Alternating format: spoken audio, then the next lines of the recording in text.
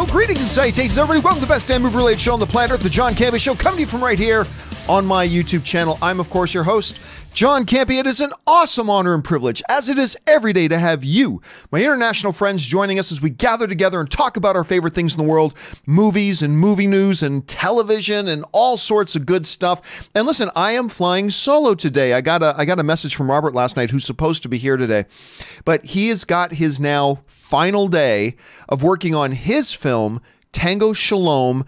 It's a Jewish dance musical comedy, and it sounds every bit as awesome.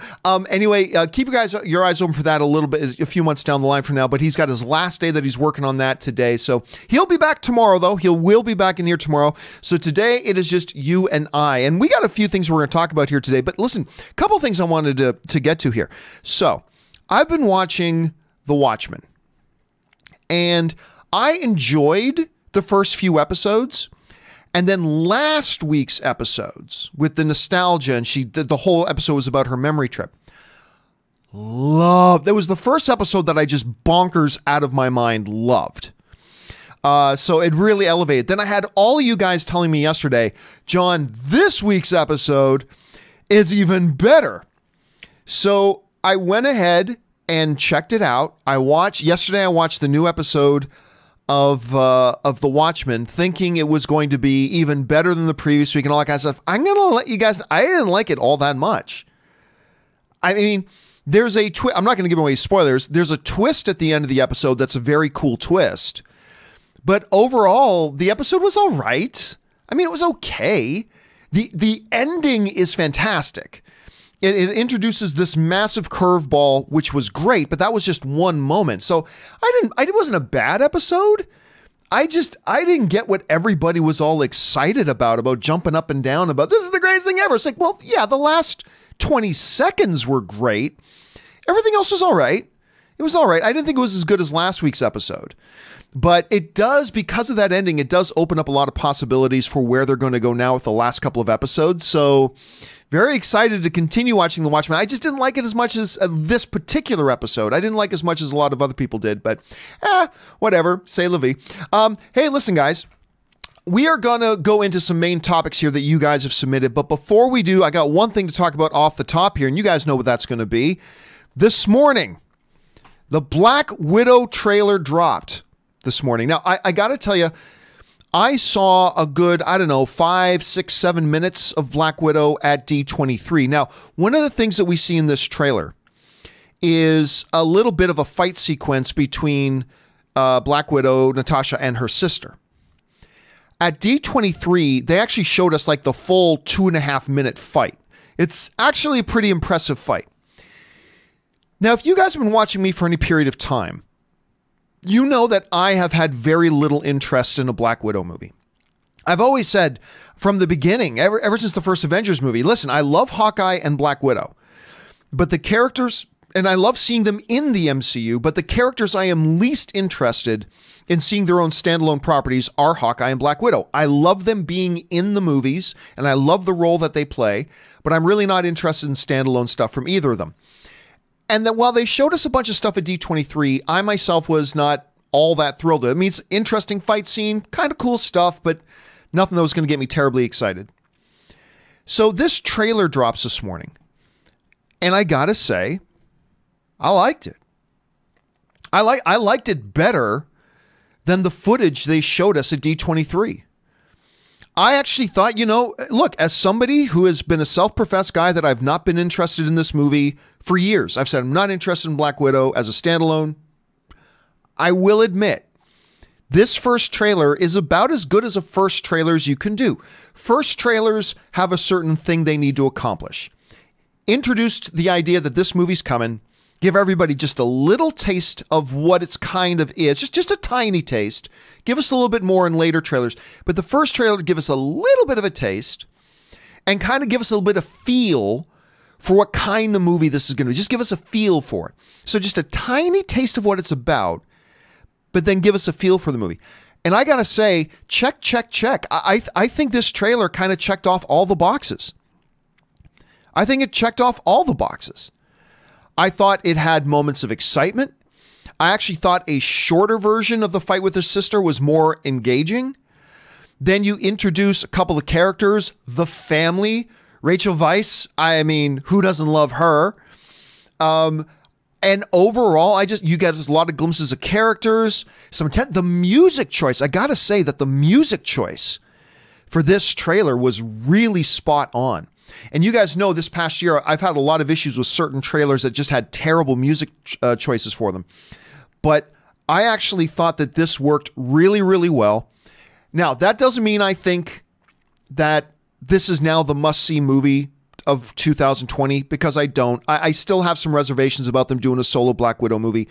But to be fair, I thought the trailer, for a first trailer, was actually really damn solid. I give credit where it's due. I thought it was a very, very solid trailer. And I've got to admit, I always say this, the job of a trailer is to take your excitement level, wherever it is, if it's high, if it's low, if it's in the middle, it doesn't matter. The job of a trailer is to take your excitement level and move the needle up, try to get you a little bit more excited, a little bit more into the movie. And I got to say, this trailer did that for me. Because you guys know my interest for a Black Widow movie is like not down in the basement, but it's only been about the yay high. I know a lot of you, it's way up here. That's fine. I've been down here. I got to admit, this trailer nudged it up a little bit. I thought it was pretty damn good. And listen, I decided, I was so kind of taken with and surprised by it, I decided to ask you guys what you thought of the trailer. Does this trailer make you more or less excited for it? What's that? So that is the topic of today's question of the day. And just before the show started, I jumped on Twitter and put up just a little poll asking you guys, question of the day, Black Widow trailer is now out. What did it do for you? And I asked you guys, and 57% of you are saying it made you more excited. I'll be honest, I thought that number was going to be higher. I really did. I thought more of you would say that this trailer made you more excited for it. So 57% is still the majority, but I actually thought that number would be a little bit higher. But anyway, 8% of you didn't seem to like the trailer much at all. As you actually said, the trailer made you actually less excited for the Black Widow movie. And then this number was way bigger than I thought. 35% of you guys said, again, a little over 1,300 of you guys have already responded to this. 35% of you are saying it didn't really change you either way. It didn't move your needle. It didn't make you didn't dislike it, didn't make you less excited, but it didn't really throttle your engine, so it's not making you more excited. So I thought a little bit of a surprising outcome, because me, the guy who has not been looking forward to Black Widow, I actually thought it was quite a good trailer. But anyway, guys, I'm going to leave that poll up on my Twitter for the next 24 hours. So if you guys want to jump over there and register your voice and let your vote be heard, you guys can go ahead on over there and do that. Okay. With that down and out of the way, guys, let's move on to our main topics today. How do we select our main topics here on the John Campea Show? Well, it's really rather simple. See, you guys come up with the main topics by simply going over to www.thejohncampeashow.com/contact. Once you guys get there, you're going to see a form. Fill it out with your topic or question, hit submit, and then maybe, just maybe, you might see your topic or question featured here on the John Campea Show. With that down, let's move on to main topic number 1. And our first main topic today gets sent in to us by Martin Fish, who writes, "Hey, John. So there were reports going around that said there was a test screening here. This is again. That said there was a test screening for Star Wars: The Rise of Skywalker, and that it was a disaster, and that people walked out. But now I just saw that J.J. Abrams has confirmed there hasn't been any test screenings, so I'm confused. Where did these reports come from?" All right, thanks a lot for the question, Martin. And yes, there has been, and I've been getting emails from people for well over a week saying, "Oh my gosh, John, did you hear that at the test screening of Star Wars: The Rise of Skywalker was a disaster, and everybody hated it, and people got up and walked out of the thing, and George, they had to get George Lucas to do a cut of the movie, and all this kind of stuff." To which I've been refuting, that's not how test screenings work, but we'll get to that in a second. To now add into this whole discussion, J.J. Abrams was actually finally directly asked about this. And J.J. Abrams basically said this, which should put it to bed, but it won't, but it should, but it won't. But J.J. Abrams came out, the director of the new film came out and said the following. He said, no test audiences have seen the movie. Of course, I've shown it at a friends and family screening, but we've never done like test screenings. That's from J.J. Abrams. As a matter of fact, John Boyega has confirmed that the cast hasn't even seen the movie yet. I believe today is the day, if I'm not mistaken. I believe today is the day that the cast will actually get to see the movie. So the cast hasn't seen the movie yet and all that kind of stuff. So there's that. This brings up an interesting thing. Is that even if you remove JJ's statement, this whole rumor has been so utterly unbelievable that nobody should have bought into this rumor in the first place. And we're going to go into some reasons why. But I want to preface everything I'm going to say here by saying this. Just because this BS rumor about this test screening being a disaster, people walked out, just because that rumor was BS and not true, let me make something very, very, very clear.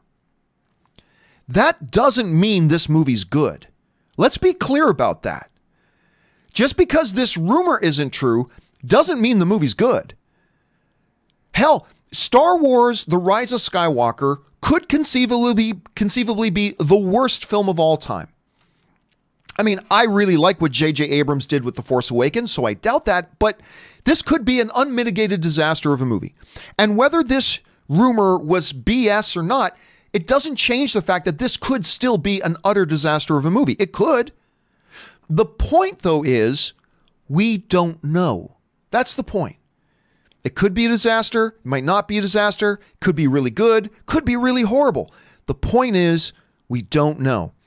And this whole thing about there was a test screening and it was a disaster and people walked out. I've been telling you guys from the beginning, this was all complete BS. And I want us to go through this. And this is important. This is important, guys. Let's go through this. All right. There's a couple of things you need to keep in mind about this rumor and some of the responses we've been hearing from people to JJ confirming, look, no such test screening ever even happened. Let's take a look at these things. Okay. Number one, and you would be forgiven if you don't live anywhere near Los Angeles and you know nothing about the movie business and you have no idea how any of this stuff works. You would be forgiven if you first heard this rumor and maybe thought there could be some credibility to it because you don't know how these things work. But here's the thing. Number one, especially with Disney, test screenings are like scientific experiments. Scientific experiments are done in controlled environments. Disney takes that approach with their test screenings. They are controlled environments. They screen the people who are going to be sitting in there and watching it. They know each one of them. I mean, they don't know them in advance, but they screen each participant. They get them in there. They sign their NDAs. They have security in the room with them, and you watch the whole movie, and then there's a discussion about the movie as the studio gets some thoughts or the distributor gets some thoughts from the audience on the film. You can't get up and walk out. Anybody who knows anything about test screenings, and again, you'd be forgiven if you didn't know this, so that's perfectly fine. But anybody who knows anything about test screenings, and there are a lot of people who do, should have instantly known once they read the thing, people got up and walked out of the test screening. That's not how test screenings work. That's not how they work. Not legitimate test screenings of a thing. I'm not talking about fan events or whatever, but test screenings, that's not how they work. Like scientific experiments, these are controlled environments. And even before JJ came out and said that such test screenings never happened, everybody should have known that the rumor was BS just on that basis alone. But again, a lot of people could be forgiven if they just didn't know anything about test screenings and how they work and how they operate, particularly at Disney. So there's that. So we need to keep that in mind. That's number one. And by the way, as a part of controlled test screenings, not only do they screen all the people, they have all the viewers, everybody who's in that audience, they have all their information, and they all sign contracts, NDAs, that they cannot talk about such a thing or even reveal that most of the time that they were even there. That's not always the case, that last part, but sometimes it is. I have been to a test screening before as an observer. I wasn't part of the test group, but I was there as an observer and I had to sign an NDA that said I would never even reveal that I was there at X movie. I can't even talk about which movie it was. Anyway, this led to a few people then coming out and saying, in a response to JJ's thing, now which is built on top of all this, that, you know, he's confirmed there hasn't been a test screening. Now, some people have brought up to me in my Twitter feed and sent me emails saying, but John, there's some leaked pictures. Okay. And they had to have come from a test screening. No. And you know that's not true. Number one, you couldn't possibly get a picture from a test screening, not a legitimate test screening, because even at their premieres, which have tons of invited guests, you're not allowed to bring a phone into the theater. You have to walk through a metal detector, and then there's a security guard with the magic wand that wands you down. You have to take out your phone, and they put it in a cell phone blocking locked bag that only they can unlock at the end of the evening. You cannot bring cell phones or cameras or whatever into a test screening. And there are always security in these screenings who have I have no idea how these lenses work. They have these lenses. You guys have read articles about these. They have these lenses that will show them immediately if somebody has any kind of a camera device. And then you are beaten to death and thrown out into the streets. So we've always said on this show, and I've said this 1,000 times, it's not surprising that leaks from movies come out. What is surprising is that it doesn't happen more often. We live in a world now, and in a movie like Star Wars, where thousands of people work on it, and all these people have audio-visual global communication devices in their person. To me, it's a bigger surprise that more leaks don't happen, but they can happen at any one of 500 different points in the timeline, one of which is not an official Disney press screening. So there's that. Number 3. Another response that I've seen a lot of people say in response to J.J. Abrams saying that no such test screening was, but John, J.J. Abrams once said that Benedict Cumberbatch wasn't Khan. He's a liar. Therefore, he must be lying here. Oh, my word. Why did I just sound like Jabba's cousin from Clone Wars? I don't know. Anyway, listen, I've talked many, many times about the fact that J.J. Abrams said that Benedict Cumberbatch wasn't going to be Khan. But if you've got to be a special kind of imbecile, which, let's face it, we all are sometimes, including me. Sometimes mostly me. Anyway, to equate a director trying to hide a major spoiler from a movie of his coming out to anything else, like trying to draw a connective dot between a situation like that and a situation like this is just asinine. Now, if J.J. Abrams were to come out and say, oh no, Hayden Christensen's not in this movie, then I would go, okay, I'll believe J.J. Abrams, but let's keep in mind he also did say at one point that Benedict Cumberbatch wasn't Khan, so this could be a little bit of misdirect of him trying to hide a spoiler from a movie again. I would be in complete agreement with that. I think you would be too. But to try to say there's some sort of, commonality between a director who, 8 years ago, 7 years ago, however long ago it was, saying that, no, one of the characters was not playing a secret character in the movie. One of the actors wasn't playing a secret character in the movie because he didn't want to reveal the spoiler. And this is just asinine. It's just asinine to do that. So let's put that to bed right there. Number 4 kind of goes back to the whole thing of point number 2 about you can't bring cell phones into screens. But John, leaked images. Yeah, there are some leaked images. There are. But again, there are 500 points of reference in the timeline from A to B where that couldn't happen. And we've seen it happen to other movies, and they didn't come from test screenings. So there's that. But number 5, and this is where we really got to talk here for a second.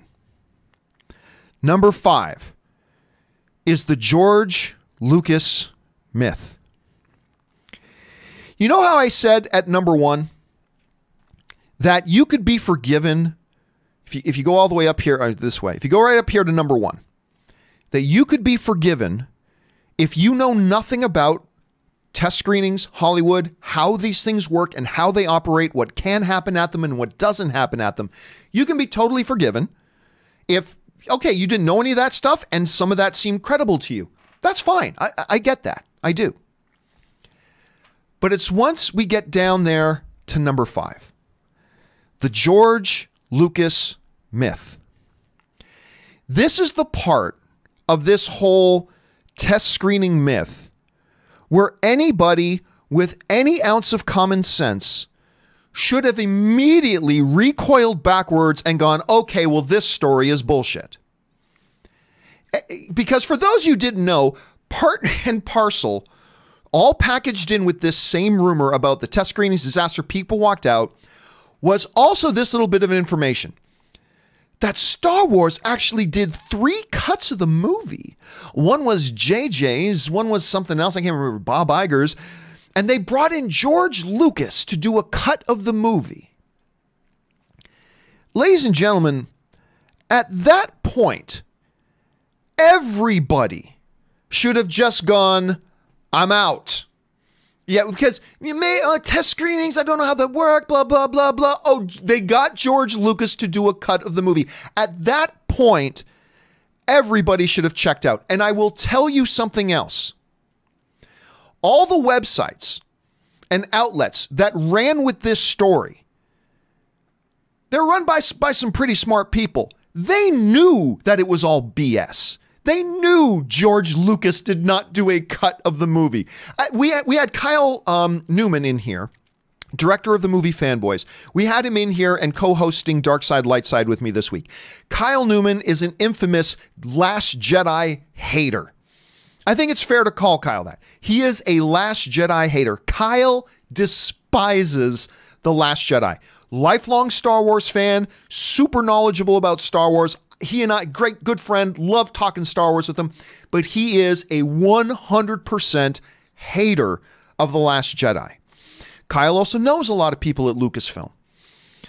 And, you know, he talked a little bit about this thing about, yeah, the moment they say George Lucas did something on this, it completely wipes it all out. Here's an example. Follow me here. It's like I told you a story. It's like I'm starting to tell you a story. And it's a little bit unbelievable, but could be believable in a way. And then I throw in a detail of the story that makes it completely hogwash. Here's an example. I don't know. Let's take a movie I didn't like. What's a movie I didn't like?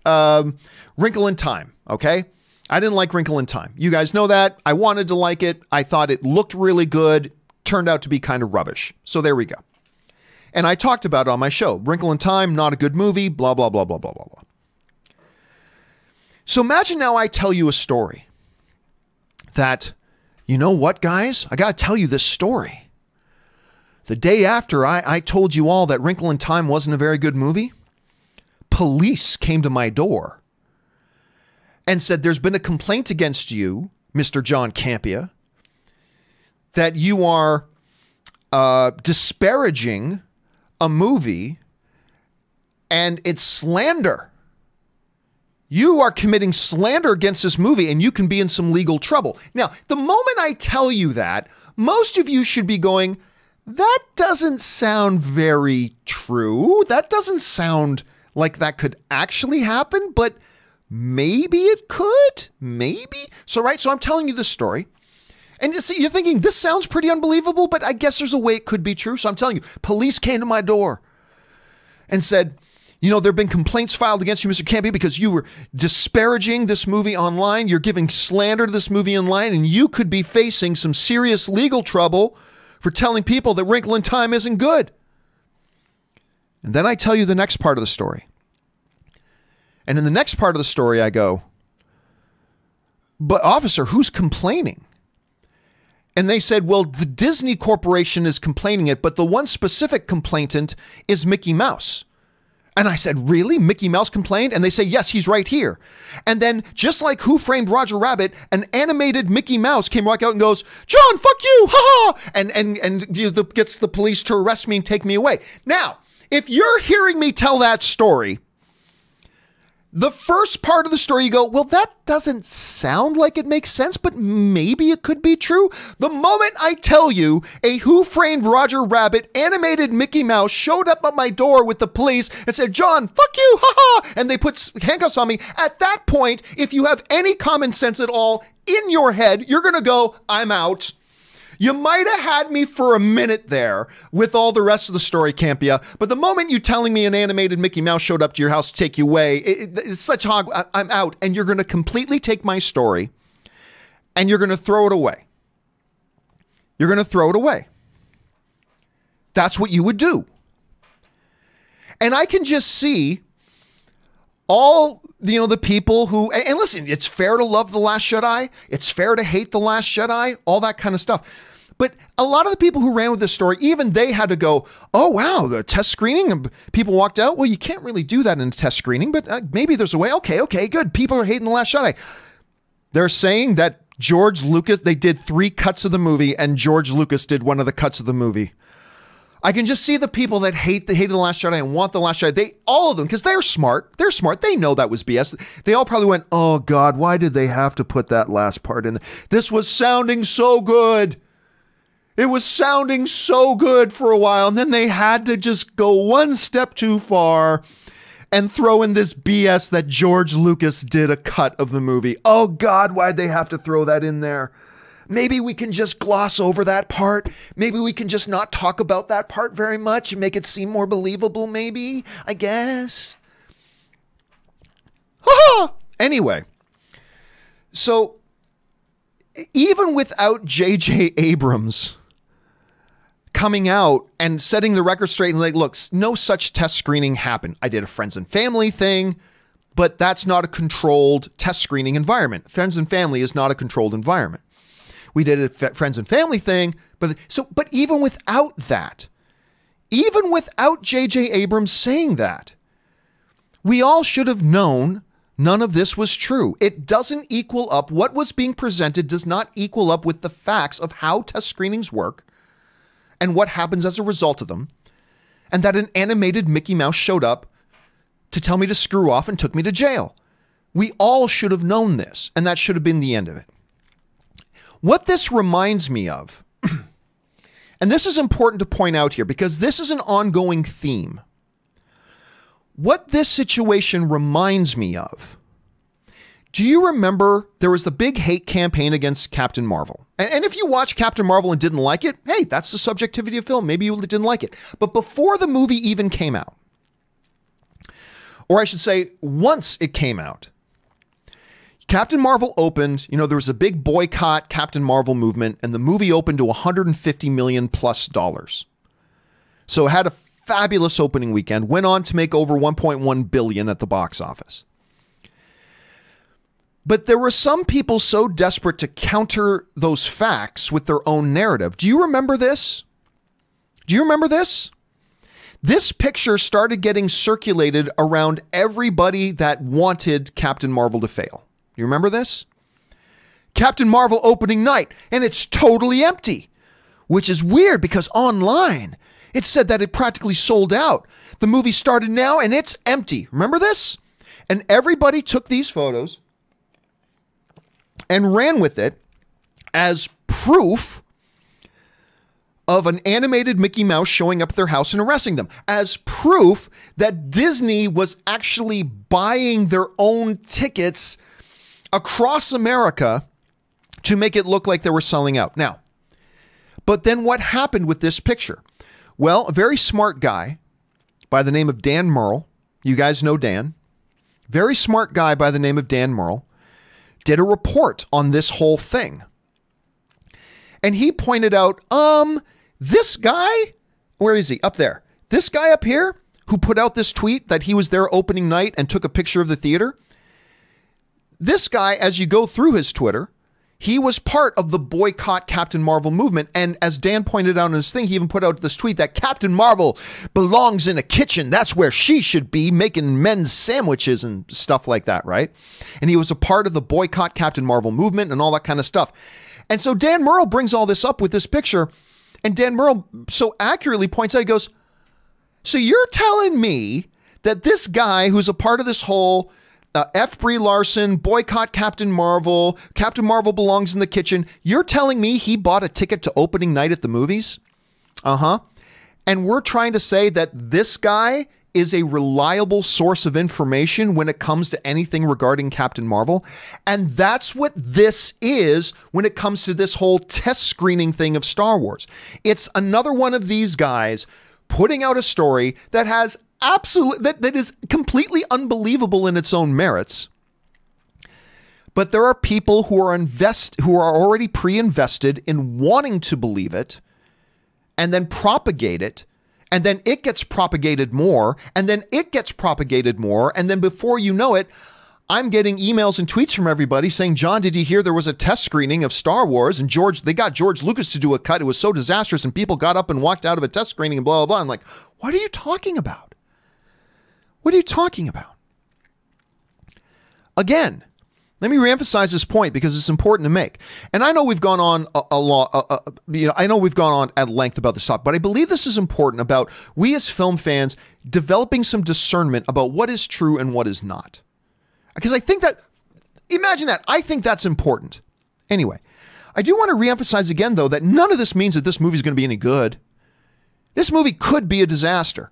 But if it's a disaster, it doesn't justify nor give any credibility to these BS rumors. If the movie's fantastic, it doesn't justify or give any credibility to other rumors saying, I've seen the Rise of Skywalker already, and it's the greatest movie of all time. BS. BS. This movie's going to be great, or it's going to be horrible, or it's going to be somewhere in the middle, but it'll have nothing to do with any of the BS reports that are coming out. But it raises an interesting question for me. One of the things, Rob and I talked about this a little bit on the show yesterday. And I've got to ask this question. There are movies I don't like, and there are movies that I like. There are franchises I have hope in, franchises I don't have a lot of hope in. What I've never understood, and Rob articulates this very well, is the desire to see failure. Let's take, for example, Transformers. You guys know that other than the first Transformers movie, which I like very much, I'm an unapologetic lover of the first Transformer, not the animated one, but the first Michael Bay Transformers movie. You guys know I like that one. Aside from that, prior to Bumblebee, all the other Transformers movies are absolute horseshit. They're absolutely terrible. Just unbelievable garbage. They're horrible, horrible, horrible, horrible movies. Now, some people like them, and that's great. I celebrate that if you like them. I'm glad you got something out of the movie. I did not. So there's that. But what happened when the next Transformer movie, like after I saw Transformers 2 and it was a pile of dung, what did I do into Transformers 3? Did I go, no, I hate Michael Bay forever now, and I hope Transformers fails, and I hope it sucks? No, what I do, I go, man, I hope the next one's good. And I went to go see the next one. And it was awful, and it sucked. So did I go into number 4 going, no, screw that, we're going to organize boycotts against Transformers? Well, I was like, no, I'm just going to hope it's good. I hope it's good. I'm going to cheer for it because I want it to be a good movie. And it was terrible again. It was absolutely terrible again. What I don't understand is how any film fan gets so jaded to the point that you start hoping for a movie to be bad. Because weak-minded people, of which we can all be from time to time, and I know I can be too, but it's an indication that we are in a moment of being weak-minded when we feel like I want the next movie to fail because if the next movie is good, it undermines my opinion that the last movie was bad. And I want to tell people, no, it doesn't. If you hated The Last Jedi and The Rise of Skywalker is great, that doesn't undermine or delegitimize your opinion that The Last Jedi was terrible. Any more than if The Rise of Skywalker is a terrible movie, that somehow supports your opinion that The Last Jedi was a terrible movie. It's completely independent. So why don't we as film fans approach the next movie going, hey, I hope it's great. I hope it's great. Maybe it will be, maybe it won't be, maybe I'll like it, maybe I'll hate it, but going into it, I hope it's great. And you know what else? It's fine to go with a new movie coming out and going, you know what? Now, I didn't do this, but it would have been totally understandable. If I hated Transformers 2 and hated Transformers 3 and go, you know what? I don't think I'm going to go see Transformers 4. I watched 2 and I watched 3 and I hated them both, so I think I'm going to sit this one out. There's nothing wrong with that. But you can still hope that it's good. There's no point in hoping something will be bad. Anyway, that's just it. This whole issue brings up a lot of talking points and a lot of discussion points. Will Transformers, will Star Wars The Rise of Skywalker be the next, totally divisive prequels or The Last Jedi or whatever? Maybe. Yeah, it could be bad. As a matter of fact, I think there's a lot of ways this movie could go bad. But maybe it'll be great. Maybe I'll love it just as much as I did The Force Awakens or more. Who knows? The point is, right now, we don't know. Guys, follow the sources of information. Be critical when you hear information. See if they actually line up with facts or if it's just pure wish fulfillment, hate mongering about something. Look into this stuff because it's key and it's important. Whether the movie's any good, we'll find out in just 2 weeks, guys. We will find out in 2 weeks. Anyway, guys, what do you think about all that? Jump down in the comments section below and let me know your thoughts. All right. With that down, let's move on to our second main topic today. And our second main topic today gets submitted to us by Abby M., who writes, "Greetings, crew." Well, greetings to you, Abby, as well, my friend. I really loved Alita Battle Angel. I really liked Alita Battle Angel too, buddy. Very much, and I want a second one. I want a second one so badly. The producer of the movie is asking fans, this is pretty interesting, is asking fans to write to Disney to demand a part 2 and that it might happen. Do you think that fans raising their voices will move Disney to give us the sequel that we want? Thank you. All right. Thanks a lot for sending in that question, Abby. And yeah, listen, I really quite enjoyed Alita Battle Angel. I think it had a couple of weaknesses, but overall I was very happy with the film and I had a good time with it. And I'd be totally down to watch a second one. The problem, of course, is that with the expense of the movie, it didn't do great at the box office. It just barely cleared $400 million, which for a lot of other films, $400 million would be great. But for a movie as expensive as Alita Battle Angel, it's not exactly what they wanted to see happen. Now, I'm not even sure if Fox didn't get taken over by Disney. I'm not even sure that Fox would have moved forward with an Alita Battle Angel 2. Maybe they would, maybe they wouldn't. With Disney taking over Fox, it just makes it even a bigger question mark right now. But anyway, the producer of Alita Battle Angel, his name's John Landau, he said the following: "What I think the Alita army should do is keep peppering our family now at Disney and let them know how important it is to have another Alita movie, and hopefully we'll venture there one day." So it kind of sounds right now like maybe there's not a lot of hope because if we keep peppering Disney, maybe we'll get there someday. So right now it sounds like there are no plans for another Alita movie, which I think is unfortunate because I thought they had some places to go. I thought they had some improvements to make, but I think they could have made them in the sequel and made it even better. But the basic idea is this: fans, send in right to Disney and let them know you would love to see another one. Now, I want to point out something here that I think is very different from, say, fan petitions. Because you guys know when it comes to movies, I think fan petitions are the most useless thing. But that's normally when it comes to things like fans demanding something unreasonable. Take this movie out of canon. That's unreasonable. Redo that movie. That's unreasonable. Get rid of this guy in the movie and put in somebody else. That's unreasonable. So I'm usually just, when it comes to fan petitions, including my own, I think I just dismiss them. The studio doesn't pay attention to them. They don't care, all that kind of stuff. But I think this type of a situation is a little bit different. Like, this isn't a situation where we're saying, tell them to undo this or to remake that. This is just a producer saying, hey, if you want a particular movie, just keep telling the studio you want to see a sequel. Ask them to make a sequel. I don't think there's anything wrong with that. Actually, I read some people writing to me saying they had a problem with John Landau trying to motivate the fan base and mobilize them and to get them to write to Disney saying that's not his place to do it. And I disagree.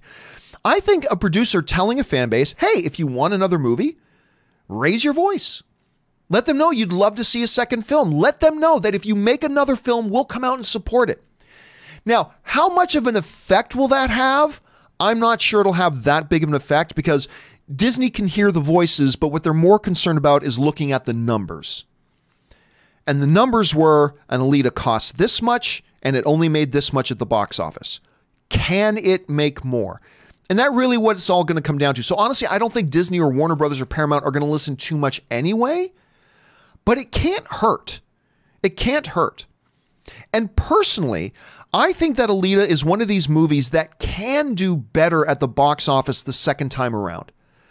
I think if they go in and make another one, keep the good things, improve some of the weaker things of the original film, and use positive word of mouth, I think a second film, it won't be $1 billion movie, and that's fine, but I think it can do better than the $400 million.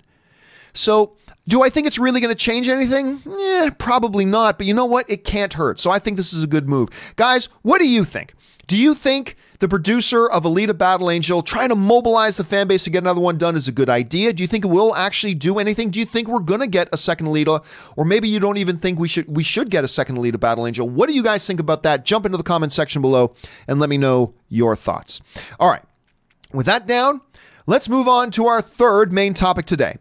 And our third main topic today gets submitted to us by Donald Havry Jr., who writes, I was wondering, what are your most anticipated movies of this month? That's December. We are now in December. God, it's weird to think that we're already in December. Anyway, other than Rise of Skywalker, which movies are you looking forward to most this month? And again, holy crap, it's December. It is very hard for me to wrap my head around that it's December. We're almost at 2020. I just, wow.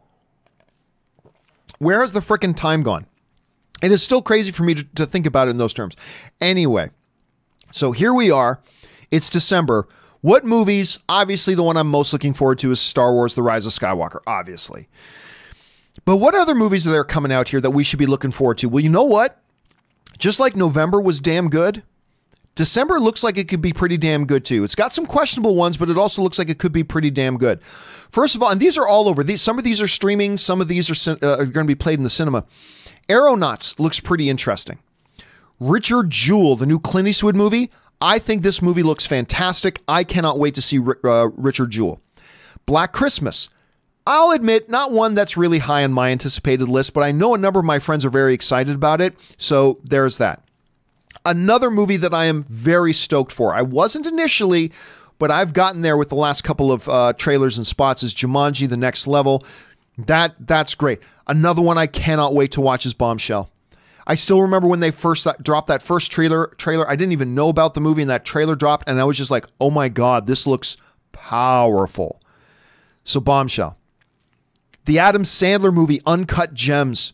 It's getting Oscar buzz. This is a movie that's getting Oscar buzz. A movie that had an absolutely atrocious looking first trailer, and a movie that I still can't really completely understand why it exists, but is Cats. But the thing is, Tom Hooper is directing Cats. This guy does nothing but high quality. I mean, he made, if not the best film of the decade, he made one of the best films of the decade in The King's Speech. He also did Hugh Jackman's Les Mis, which won a number of Oscars and got nominated for a lot of other high-profile Oscars. And if he's directing it, I'll give it the benefit of the doubt, even though that first trailer looked very questionable. 1917 is getting a lot of positive buzz. Just Mercy. Michael B. Jordan is getting some Academy Award buzz for this. Little Women is also getting a lot of attention. Spies in Disguise is, I gotta admit, even though it's got Will Smith as one of the voices and Tom Holland as one of the voices, I gotta admit I didn't like the trailer, so I'm not excited for this movie yet. Maybe another trailer or whatever. And then Ip Man 4. Okay, a lot of you don't even know what Ip Man is, and that's fine. But I'm excited for Ip Man. So I think, look, we go to this, like Richard Jewell, out of my mind, excited to see it. Jumanji, Bombshell, Uncut Gems, 1917, Just Mercy, and Ip Man. This movie, and depending on what your personal preferences are and what your personal tastes are, you can have like 10 movies this month that have you really excited. I mean, this is a really good month for this sort of stuff. So which ones am I most excited about other than Star Wars: The Rise of Skywalker? Well, if I had to narrow it down to 4, I'd go Richard Jewell, Jumanji, Bombshell, and probably Uncut Gems. If I was to stretch it out to 5, 1917. But man, Just Mercy is almost up in there too. I mean, there's just a lot of really good looking films this month for us to be excited about. So those are the ones that kind of have my attention right now. Question is, guys, out of all the movies coming out in December, which looks fantastic, what are the movies you are most looking forward to and have you most excited right now? Jump down to the comment section below and let us know your thoughts. All right. With that down, let's move on to our fourth and final main topic today. And our fourth and final main topic today gets submitted to us by Nicholas Barron, who writes, "Hey John, big fan of the show. Thank you so much, Nicholas. Since Warner Brothers has moved Godzilla vs. Kong to November 2020, it's being released 2 weeks after Marvel's The Eternals. I know it's 2 weeks after, but could it hurt Godzilla vs. Kong's performance at the box office if The Eternals is great? Thanks. Looking forward to more content. All right. Thanks a lot for that. Here's the thing. This question has kind of come up before, ever since they announced what we all kind of thought was about to happen, the moving of Godzilla vs. Kong that very abruptly got pulled up, moved like 8 months down the line. And now it's opening 2 weeks after Marvel's The Eternals. Going head to head with a Marvel movie is never a good idea. All right, let's just say it's never a good idea to go head to head with a Marvel movie. But I think Godzilla vs. Kong is not going to be affected all that much by The Eternals. I really don't. Now, if Godzilla vs. Kong was being released the week after Eternals, then there'd be a little bit more concern. But honestly, 2 weeks after, I think it's going to be okay. So let's, even for argument's sake, let's say The Eternals opens to like, I don't know, 130 million opening weekend. All right, let's say it has a huge opening weekend, 130 million. Well, you can kind of expect it to take about a little over 50% drop going into week 2. That's kind of standard. So in week 2, let's say it makes about $65 million. Okay. Now it's going to drop about another 40% or whatever going into its third week, which would be the first week for Kong versus Godzilla. Well, if it takes about a 40% drop, now you're looking at the movie maybe making $40 million. Now, $40 million is a lot, but it's not like $40 million for one movie means there's nobody left to go see Kong versus Godzilla. If it was opening on the same weekend, that could be devastating. If it was opening on the Eternals' second weekend, that could hurt because that Godzilla's still pulling in about, or The Eternals is still pulling in probably around $65+ million that weekend of the potential box office. But once you get into the third weekend, once you get into the Eternals' third weekend, the number is going to drop significantly from the opening weekend. And there's going to be a lot of potential box office. Now, that doesn't mean that Godzilla vs. Kong can do well. Godzilla Skull Island didn't do great. Godzilla King of the Monsters clearly underperformed. So Godzilla vs. Kong may very well also very much underperform. We don't know. But I don't think it's going to be because of the Eternals. Eternals, that's going to be starting its third weekend and will have already made the majority of the money that it's going to make. Now, there is still obviously a possibility here that Eternals turns out to be the best film of the year. Okay, and it makes 200 million opening weekend, and by the third weekend it's making 75 million. Oh, yeah, that's possible. It's possible. But the likely scenario is that it makes anywhere from like 120 to 150, which would be huge. And then it drops about 50, 55, 60% on its second weekend, then drops another 35 to 40% going into its third weekend. I just think if Godzilla succeeds or fails at the box office in November of 2020, I think it's going to succeed or fail on its own merits. I really don't think there's going to be a huge impact from an Eternals going into its third weekend. We'll have to wait and see, but I just don't see it being much of an issue. Now, I still don't know how Godzilla vs. Kong is going to do. If you had asked me 2 months before Godzilla King of the Monsters came out how I thought Kong versus Godzilla would do, that's way down the line, Godzilla vs. Kong, hell, I would have said, hey, that's a $800, $900 million movie. But then we saw what happened with Godzilla King of the Monsters, and right now I just don't know. The only thing that I feel pretty good about is that the Eternals going into its third weekend is probably not going to be that big of a factor. But maybe it will be. Who knows? Guys, what do you think about all that? Do you think the Eternals are going to play a big role in how well or poorly Godzilla King of the Monsters does? I want to know what you guys think. Jump down to the comment section below and let me know your thoughts. All right, guys.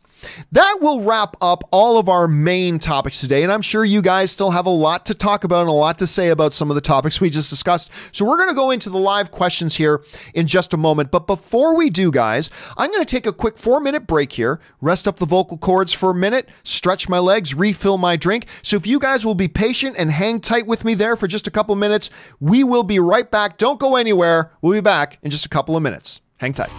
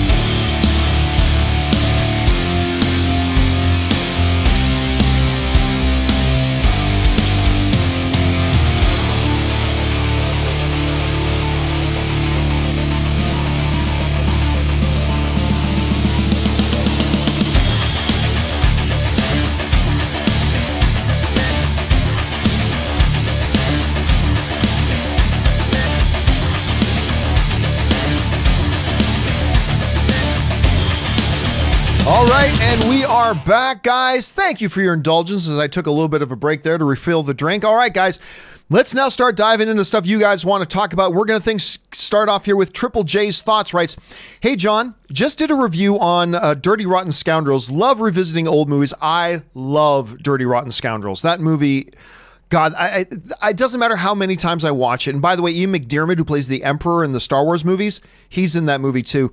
I can watch that movie every year and never get tired of it. Even though I loved it, do you think Steve Martin's Ruprecht would not be received well today, even though it was part of a con? Also, what happened to Thoughts on Walks? Well, first, the Thoughts on Walks thing. Yeah, I haven't done a Thoughts on Walks in a while. Want to know why? Honestly, time change. Because what would happen is I would normally finish what I'm doing. Maybe the first part of what I'm doing during the day, I'd finish that like around 5 o'clock. And then what I would do is I had this habit of I walk to this restaurant in Burbank. I take a walk because I try to get in my 5 miles a day. So I walk to this restaurant in Burbank that has this beautiful outdoor patio. And I take my iPad and I go and work there. And while I walk there, I record myself doing a Thoughts on Walks. Here's the problem. Once the time changed, it's now pitch black out. It's pitch dark out when I go out to walk to the restaurant now.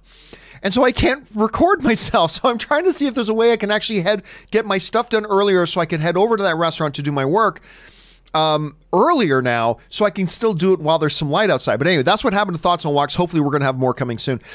You know what? Because of the way Steve Martin and the movie handled the Rupert character, yes, I do think the Rupert character could be done today. I could totally see why you asked the question, but I do think it could be done today, and what a great movie that is, Triple J. All right, next up, Dr. Manhattan's brother writes, I think it's cool that DC has the guts to allow the trilogy to appear in the very adult Harley Quinn show. Thoughts? If you're talking about the Trinity, if that's what you're talking about with Batman, Superman, and Wonder Woman, I really don't think there's any guts there to do that. It's just their animated stuff. It doesn't really matter. It would be different if they were to have a Harley Quinn movie like we have coming out, and they have Batman, Superman, and Wonder Woman show up in a live action theatrically released movie. I would find that gutsy. This, for just an animated thing, honestly, I don't personally think it's very gutsy. But I'll tell you this, I had no interest in this Harley Quinn animated thing, but the trailers have been kind of interesting, so I think I'm going to check it out. Willow writes, I thoroughly enjoyed The Irishman. My biggest question after watching the movie, though, is who eats more ice cream, Jimmy Hoffa or John Campea? I'll tell you right now, it's John Campea. Well, I've been cutting back my ice cream a lot. Dear heavens. I've been cutting back a lot. I now have ice cream about once a week. On the weekends, I'll allow myself to order an ice cream. But it used to be a lot more. So maybe Jim Hoffa by the end. But I really listen, I very publicly criticized The Irishman that it is entirely too long. And by too long, I mean there are so many scenes in that movie that are just redundant because they're just introducing ideas or establishing things that are already introduced and established in other scenes. And these scenes just become unnecessary and aren't needed and aren't warranted to make the story move forward. I think you could have cut 40 minutes out of The Irishman. That said, I still love the movie. I thought The Irishman was great, and it's going to get some Oscar buzz as well. All right, James McDonald writes, one of two. Hey, John, been watching you since you provided your commentary and enthusiasm when Spider-Man joined the MCU.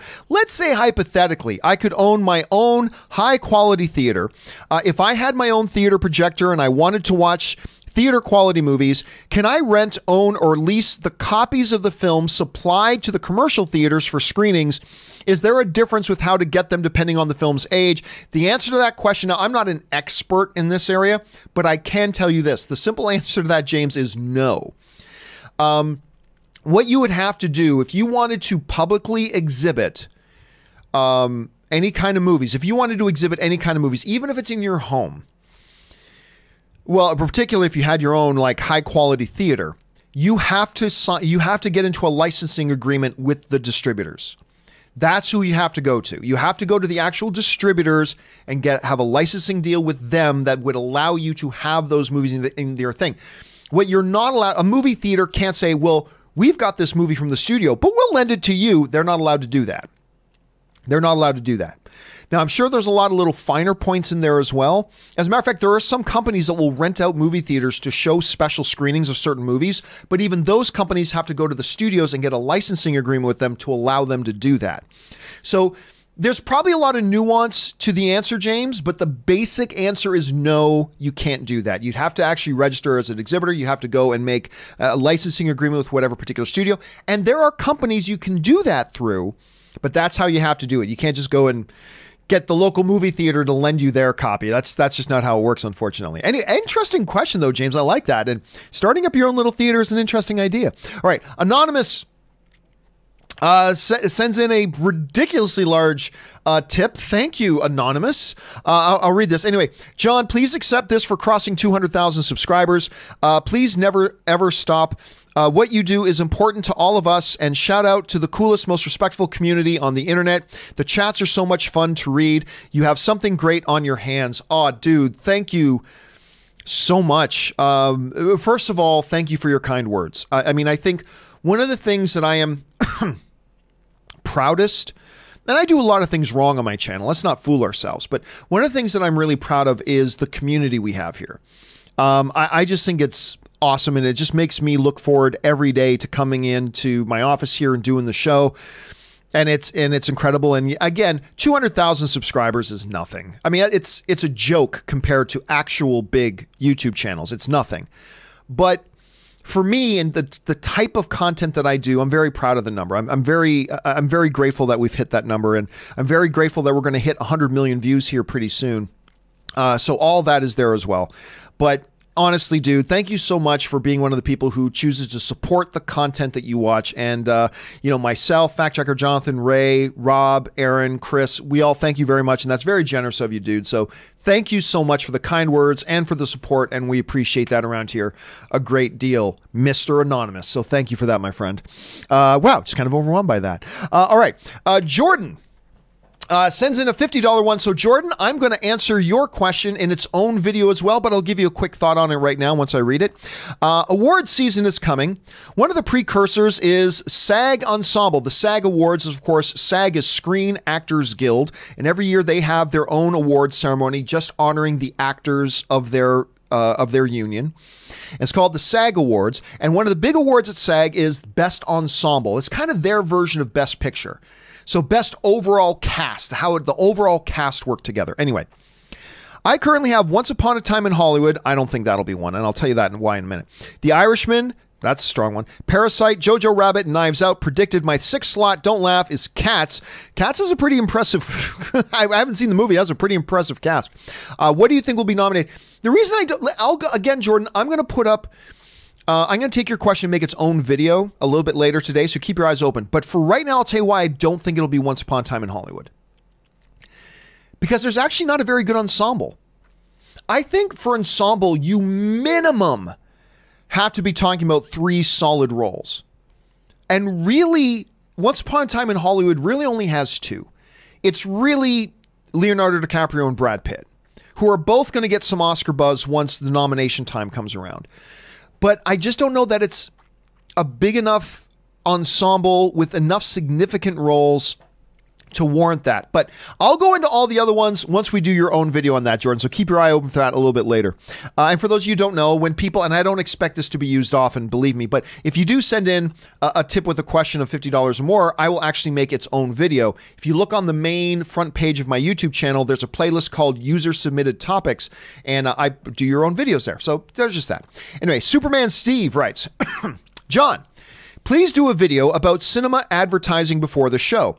I'm so sick and tired of it. They need to start putting what time the movie is on the ticket. Something needs to be done about it. So what Superman Steve is referring to is yesterday I mentioned that I'm going to do this within the next week. I'm going to make a video, a short video, that's basically sums up everything we've talked about for over a year now about how there's far too much ads and trailers that play before a movie start.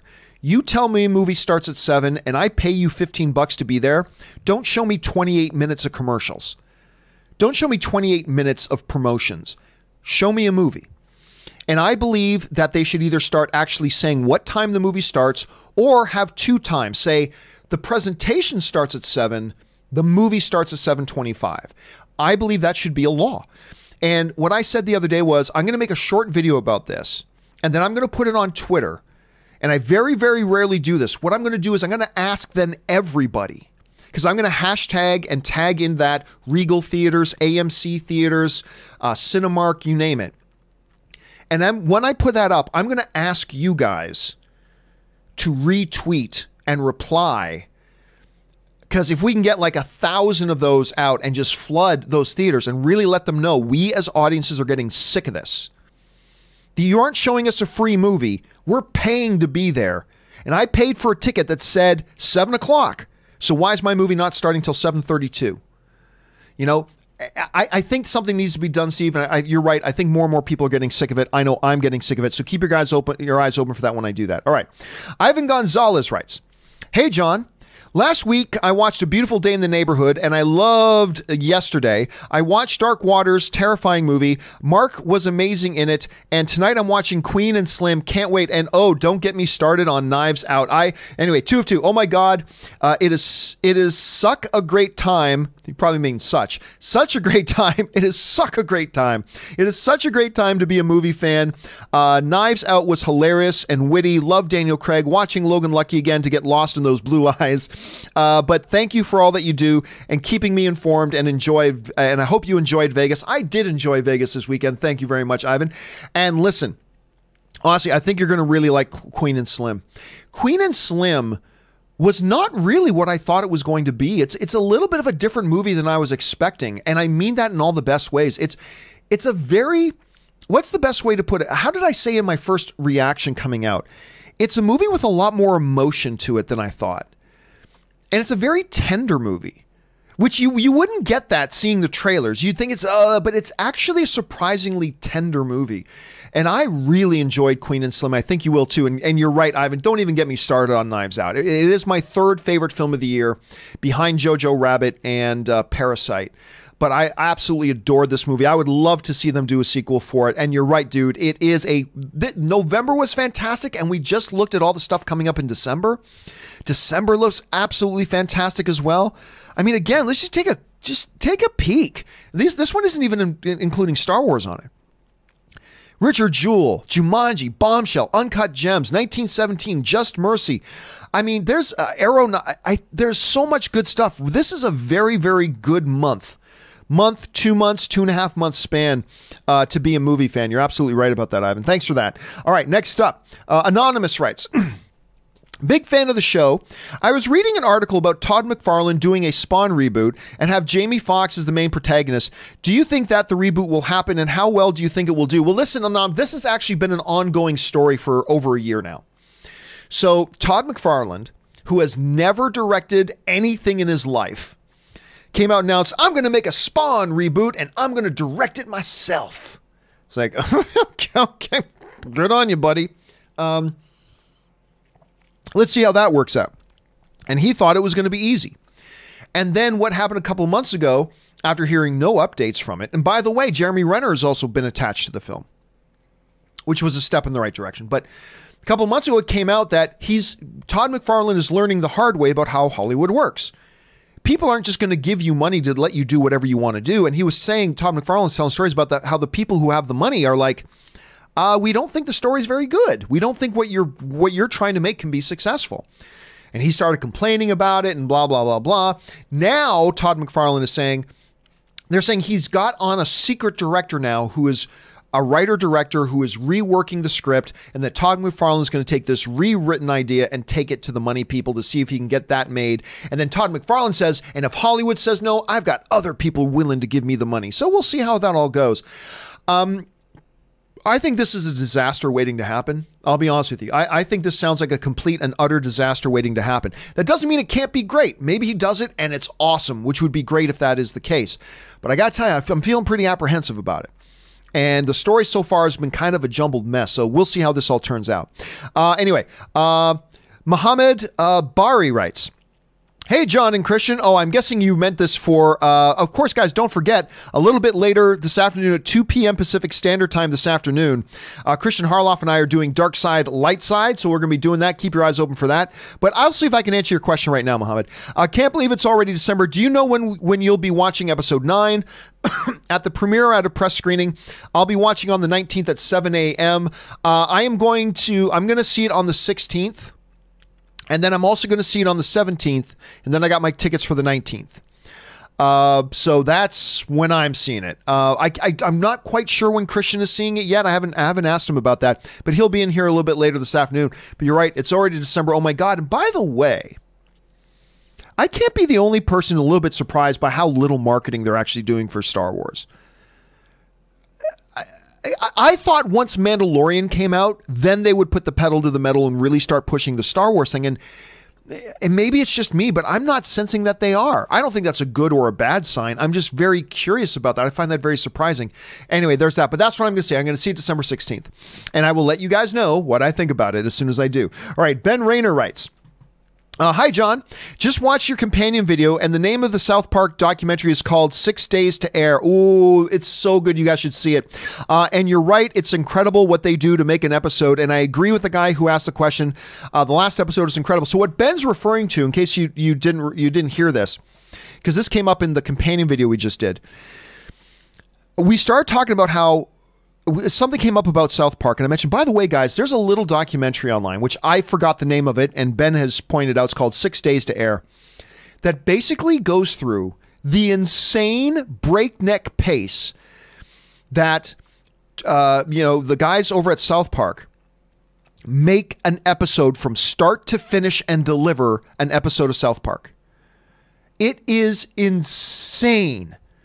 And there's this little documentary, according to Ben, the name of it is 6 Days to Air, that is so bonkers about what they do and how fast they get an episode of South Park together.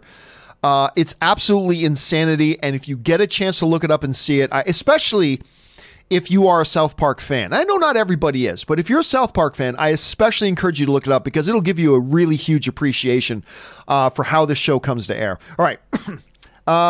Oan Ho writes, where are we at? There we are. Thanks to you, I checked out Action Jackson with Carl Weathers. It was a ton of cheesy fun, but seriously, Craig T. Nelson as a kung fu master, suspense of disbelief can only go so far, guys. By the way, did you know the same director made I Come in Peace? Ooh, I didn't know that. I come in peace and you leave in pieces. Anyway, what a cinematic masterpiece that is. I wonder what Martin Scorsese thinks of that one. Anyway, Action Jackson with Carl Weathers. And look, a lot of people will think of him as Apollo Creed. Totally understandable. It's hard for me, for my mind, not to go to Action Jackson when I think of Carl Weathers. But it is super cheesy. I mean, no doubt about it. But the movie is called Action Jackson. So you kind of go in with a little bit prepared for the amount of fromage we're about to get hurled on us, right? But I'd be lying, man, if I didn't tell you I get a kick out of it. I do get a kick, but I did not know the same guy who directed I Come in Peace. Thank you for the trivia, man. I appreciate that. Frankie G writes, seeing a lot of good things about the Witcher series on Netflix. True story. I'm supposed to go see the Witcher today. True story. I'm supposed to go see a screening of Witcher today. Here's the problem. It's early, and when I accepted the invitation to go watch Witcher, I forgot that we have Dark Side Light Side today. And Dark Side Light Side is a priority. So I have to skip out on going to see The Witcher today. And you're right, I've been hearing great things. I think the trailers have looked fantastic. I love me some Henry Cavill. And I was really looking forward to going to watch The Witcher today. But I can't. Which is cool. It's going to be up on Netflix here pretty soon, so I only have to wait a little while longer. That's fine, but I'm hearing the good things too, Frankie. I can't wait to watch it. All right, Anonymous writes, when the widow asked Mando, wouldn't it be nice to live here? And he replied it would. He sounded like he was about to burst into tears. Damn, it made me choke up too. So much emotion for a guy whose face you never saw. Great job for a first-time director. And yes, the new episode of the most recent episode, I should say, of Mandalorian called Sanctuary was directed by Bryce Dallas Howard, who, yes, is Ron Howard's daughter and, of course, one of the stars of the Jurassic World movies. And that was... I don't think she's a first-time director. She directed some small stuff already. This wasn't a first-time director. But I thought she did a really good job on this. And listen, it just speaks again to Pedro Pascal and his ability to emote real emotion to the audience while wearing a damn helmet. How he's able to do that, I don't know. It's a full credit to all the episode's directors and Pedro Pascal and the pacing of it and the right music choices. They've just done a great job with that. And yeah, I really, really did enjoy this episode. It felt like, Three Amigos and Seven Samurai, Magnificent Seven all kind of rolled into one. Great Western motif. I had a really good time with it. All right. Anonymous writes, have you seen the ET Xfinity commercial? I did watch it last night. So if so, what did you think of it? I think they did it in 4 minutes. I think they did in 4 minutes what we have wanted to see for 37 years. I'll say this. As an Xfinity commercial, very, very nice. Very, very nice as an Xfinity commercial. But it is a commercial. And while I got a big kick out of it, cinematic, it was not. But that's fine. You know, it's a commercial. It was like 4.5 minutes long, and I ate it up for what it was. Clearly, product placement commercial. And that's fine. But so I thought it was wonderful on that level. But was it the E.T. sequel I've been waiting for? No, to be honest with you. But it was, as a commercial, very creative. Whoever came up with the idea, and to get the original Elliot back, now he's got kids. Very, very good idea. I was impressed. Let's just say that. I was pretty impressed with it. All right. Chris Norris writes, hello, I recently discontinued my Netflix service because they canceled all my favorite shows with no closure. Santa Clarita Diet, Marvel shows, Ozark, etc. Do you think this is fair or just petty? Next stop 1 million subscribers. Thank you. Well, here's the question. Is it fair in which way? Is it fair that you discontinued your Netflix service, or is it fair that Netflix canceled the shows? The answer to both of those questions is yes.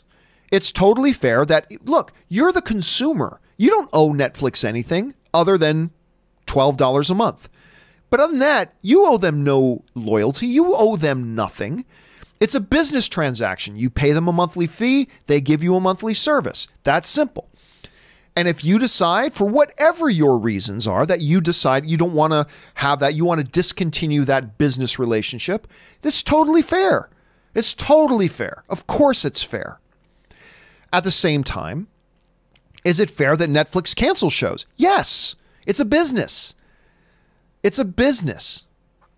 You know, they're doing a show. If they're feeling like, hey, we don't get enough bang for our buck for how much it costs us to put these shows together versus the return we're getting on these shows being on our network, if they feel that that turns, then they owe you nothing. Just like you owe them nothing, they owe you nothing. And if they feel like this show is not good for us anymore, it's got some loyal fans, but we're going to lose money if we continue to doing it, and they decide to pull the plug on it, then they pull the plug on it. It's fair. And then it's up to you and I as consumers to decide, okay, is your remaining content enough for me to want to stay in this business relationship? And if it is, great. And if it's not, then you do exactly what you did and you discontinue your service. So is it fair? Yeah, it's fair from your point of view. And I actually think it's fair from Netflix's point of view. They're not running a charity. It's a business. And if for whatever reason, look, you can leave for whatever reason you want. And if for whatever reason they feel a show is not to their best interests, they decide to pull the plug, that's fair for them to do too. And then it's up to you and me to decide, okay, is what is left enough to keep me as a customer? If it is, then you stay. If it's not, then you leave and you go on to something else. Totally fair all the way around. Good question though, Chris. All right, next up. Anonymous tips in a $50 tip. So I will get around. Unfortunately, you don't have a name attached to it, but I will do this in its own standalone video a little bit later, but let me give it a quick answer right now. Anonymous writes, I'm studying digital media communication to pursue a career in journalism to be a film pundit. That's awesome, man. I would like to ask a question to help me on my career. And that question is, I was wondering, what can I do to get to where you are? Also, keep up the great work. All right, I'm going to go into this a little more in depth when I answer this in its own video, but let me give you a quick thing here first. You're doing a great job by going and getting a degree. I've hired a number of people because they've had their degrees. The other thing you need to do, though, especially in this specific space that I'm in, is make your own thing. Because it goes a long way when somebody could apply for me and say, here's my resume, but also here's links to all these shows that I have done myself. So I can see if you have the ability to build an audience yourself, so I can see how good of a communicator you are, so I can see how well informed you are. So instead of just seeing it on paper, do that. I would say immediately, if this is what you want to do, start your own podcast, start your own blog, start your own YouTube channel, whatever. And then, so in a year or two, when you're ready to start applying to places, you've actually don't just have something that's theoretical in terms of your resume with your degree, which is a good thing to get. But now you also got this mountain of content that says, here is a sample of what I do. This is what I bring to the table. Not to mention, by doing it, you're making yourself better. Anyway, I'll go more into that a little bit later when I make your own video on that, but that's just a little bit of a tip on there. And good luck in your digital media studies, man. This is a good thing to go into. All right. Steve Ron writes, the Rise of Skywalker test screening rumors have been debunked by J.J. Abrams himself. We talked about that a little bit earlier. Let's hope this stops the internet from making any more idiotic rumors about test screenings. Oh, it won't. Oh, no, it will not. It will not stop it at all. The rumors were BS, but the internet took it as fact. Yes, it is, because that's what the internet does. Particularly, look, we all do this. Whether you love Last Jedi, hate Last Jedi, like A, hate B, love C, hate W, we all do this. We all do this. Let's not pretend like only one group of people do this. We all do this, what I'm about to say. We tend to gravitate towards information, if you can call it that. We tend to gravitate towards something that affirms our pre-existing bias. That's what we all do.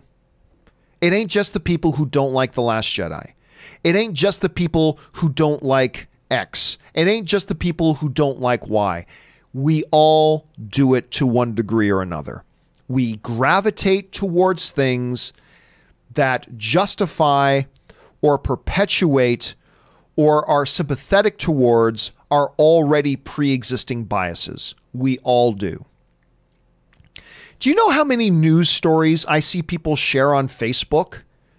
And then it'd be some wild headline. And then I look, what's the link? And it's like, from www.ourworld1canon75.net. I'm like, okay, it's clearly a BS story, but this person shared it because it's a headline that speaks directly to their already pre-existing bias. And so we gravitate towards that. And again, let's be clear. It ain't like it's just people who hated The Last Jedi that do it. You do it. I do it. We all have this tendency to do that. And we need to check ourselves in it. So yeah, somebody sees a headline that's super negative about The Last Jedi. People don't think to fact check it. People don't think to really see the veracity of it. It's speaking to their already pre-existing bias, and so love it. And you do that too. And I've caught myself doing that too. It's something that we as a human race just tend to do, and it's stupid that we do it.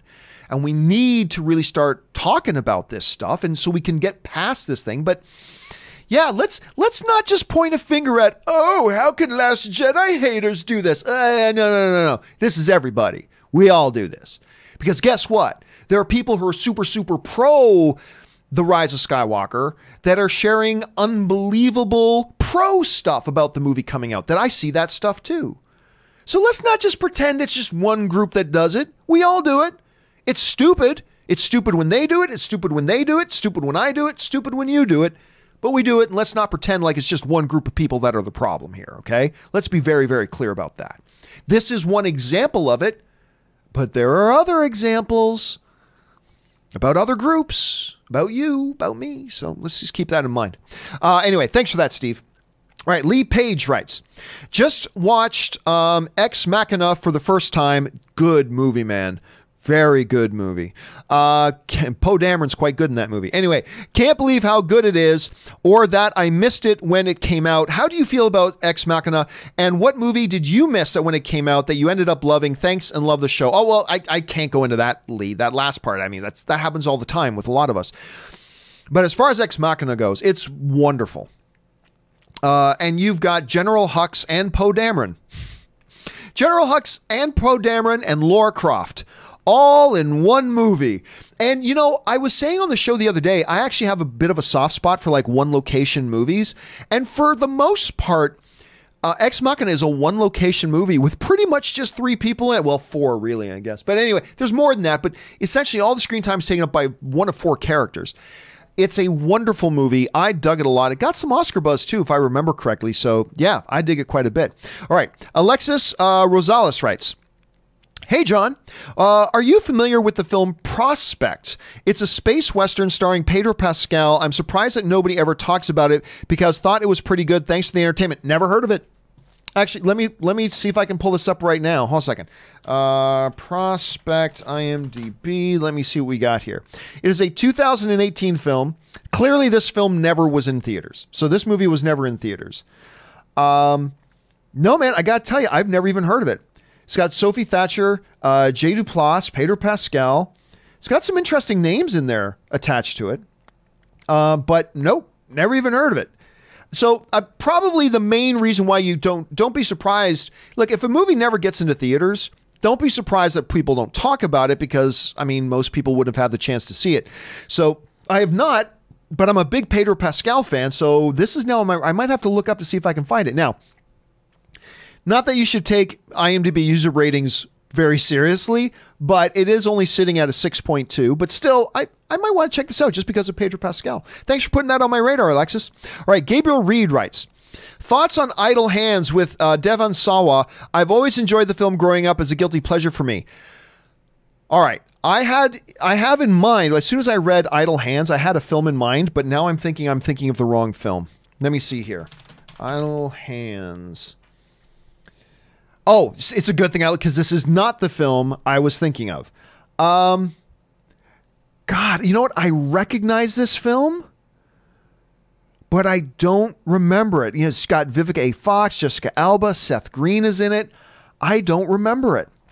So this film is almost 20 years old. At this point, actually, it is 20. It's over 20 years old at this point. Man, I'm looking at the poster and I'm thinking, I've seen this, but I can't remember a single thing about it. So maybe I haven't seen it. So yeah, I can't give any thoughts on it, unfortunately. Sorry about that, Gabriel. All right. Basil writes, trivia. When Life of Brian first came out, it was banned in Norway. Really? So Sweden advertised it as the film that's too the film that's too funny for Norway. Monty Python. First of all, I love everything by Monty Python. I never heard that. Hold a second. The Life of... I just want to see if there's anything on the facts of this thing. Oh, you know what? It's funny. There's a Brian De Palma 2002 film called The Life of Brian. Now, I'm sure that's not what we're talking about. But then, of course, we're talking about the 1979 Monty Python classic, Life of Brian. I mean, not quite, you know... oh gosh, any of the, I was going to mention one, but then I thought of two and then three and then four and then five other things. Not my favorite thing by Monty Python, but it's incredible. But that if you can ever find, I'll tell you what, Basil, if you can find, and whenever I read your name, I think of Faulty Towers, just there's your Monty Python connection. If you can find any sort of graphic that has that advertisement, I would love to see it. If you can find it, if you could email that to me at john@thejohncampeashow.com, I would be very grateful because that sounds absolutely hilarious. I would love to see that. All right. Lee Mallinson writes, do you think you were unfair on the new Mortal Kombat film? Yes, there are no movie stars, but it's diverse and the film won't be budgeted at $150 million because Pratt is playing Johnny Cage. Movies should cost less and be diverse. So this is a film I'm rooting for. Why? No. How was I unfair to Mortal Kombat? Look, I hope it's good. I hope it's great. But my concern is well-founded. My concern is, look, I'm always a little bit concerned when it's a first-time screenwriter. And I'm also a little bit concerned when it's a first-time director. This is a movie that has both a screenwriter having their first thing ever made into a movie and a first-time director at the same time. I'm sorry. That's legitimate to feel a little bit concerned over. That doesn't mean the movie's going to be bad. Not at all. But I have some apprehension about it. And I think it's a totally fair assessment. I'm not saying the movie will be awful. Not at all. I can't say that. I haven't seen the movie. But yeah, I believe there's enough there to feel concern. I absolutely feel concerned. And no, it is not unfair for me. And listen, that doesn't mean I'm not hoping that it's good. It's Mortal Kombat. Of course I'm hoping that it's good. I'm just saying going into it, I have some doubts. I have some reservations. I have some apprehension. You know, so no, I'm not being unfair. I'm being totally fair. I think that is totally rational to say the fact that it is both a first-time writer and a first-time director is a little concerning. Of course, a first-time writer can be a hit with their first screenplay. Of course, a first-time director can be a hit with their first movie. Of course, but there are a lot more examples of when it doesn't work out than when it does. And when you put the two of them together, I think that's cause for a little bit of apprehension. The movie could be great. Might work out wonderfully. I'm rooting for it too. But that doesn't just mean we ignore what is clearly some red flags. Lots of movies can overcome their red flags and become great movies. And maybe Mortal Kombat will be one of those. And that'll be awesome if it does. But for now, I remain a little bit skeptical. Might be great, but for now, I think I am a little bit skeptical, and I think it's totally fair for me to be a little bit skeptical, as it is totally fair for you to be optimistic. So there you go. Okay. Akash Telly writes, why do sometimes trailers for big movies are released in a short span? Example, this week we get Black Widow, No Time to Die, and Wonder Woman. It's coincidence. Listen, studios will put out their trailers, and exhibitors and distributors will put out trailers for their movies when they think is a good time to put it out. And listen, we have hundreds and hundreds and hundreds of movies that come out every year. So you're going to get a lot of trailers. Sometimes you go 3 weeks without an interesting trailer. Sometimes you'll get in the span of 1 week where you get 5 interesting trailers. It just is what it is. But for the most part, it is pretty coincidental. It's pretty coincidental. And there are some good ones coming out this week. Benny95 writes, hey, John, so I don't know how, but they actually made me want to see this Black Widow movie from the trailer. However, could we be seeing a repeat of Solo? Nobody was asking for a Black Widow movie, and she's dead now. Thoughts? Well, you know what? No, I don't think this is the same situation. And by the way, we've had double the amount of you guys now register your votes. We're just going to jump over for a second here and take a look. Now over 2,500 of you guys have voted. Remember, I put this poll up just before we started the show, and it's the exact same numbers. The percentages haven't changed. 57% are saying it made you more excited. 8% are saying it made you less excited. 35% are saying it didn't change either way. If I'm not mistaken, that's the exact same numbers as it was when we had 1,300 votes. Now we're roughly double that, and the percentages are still roughly the same, so I find that pretty interesting. Anyway, I don't think it's exactly the same situation. Reason being, there's a couple of very key differences. Number one, it's Scarlett Johansson playing Black Widow.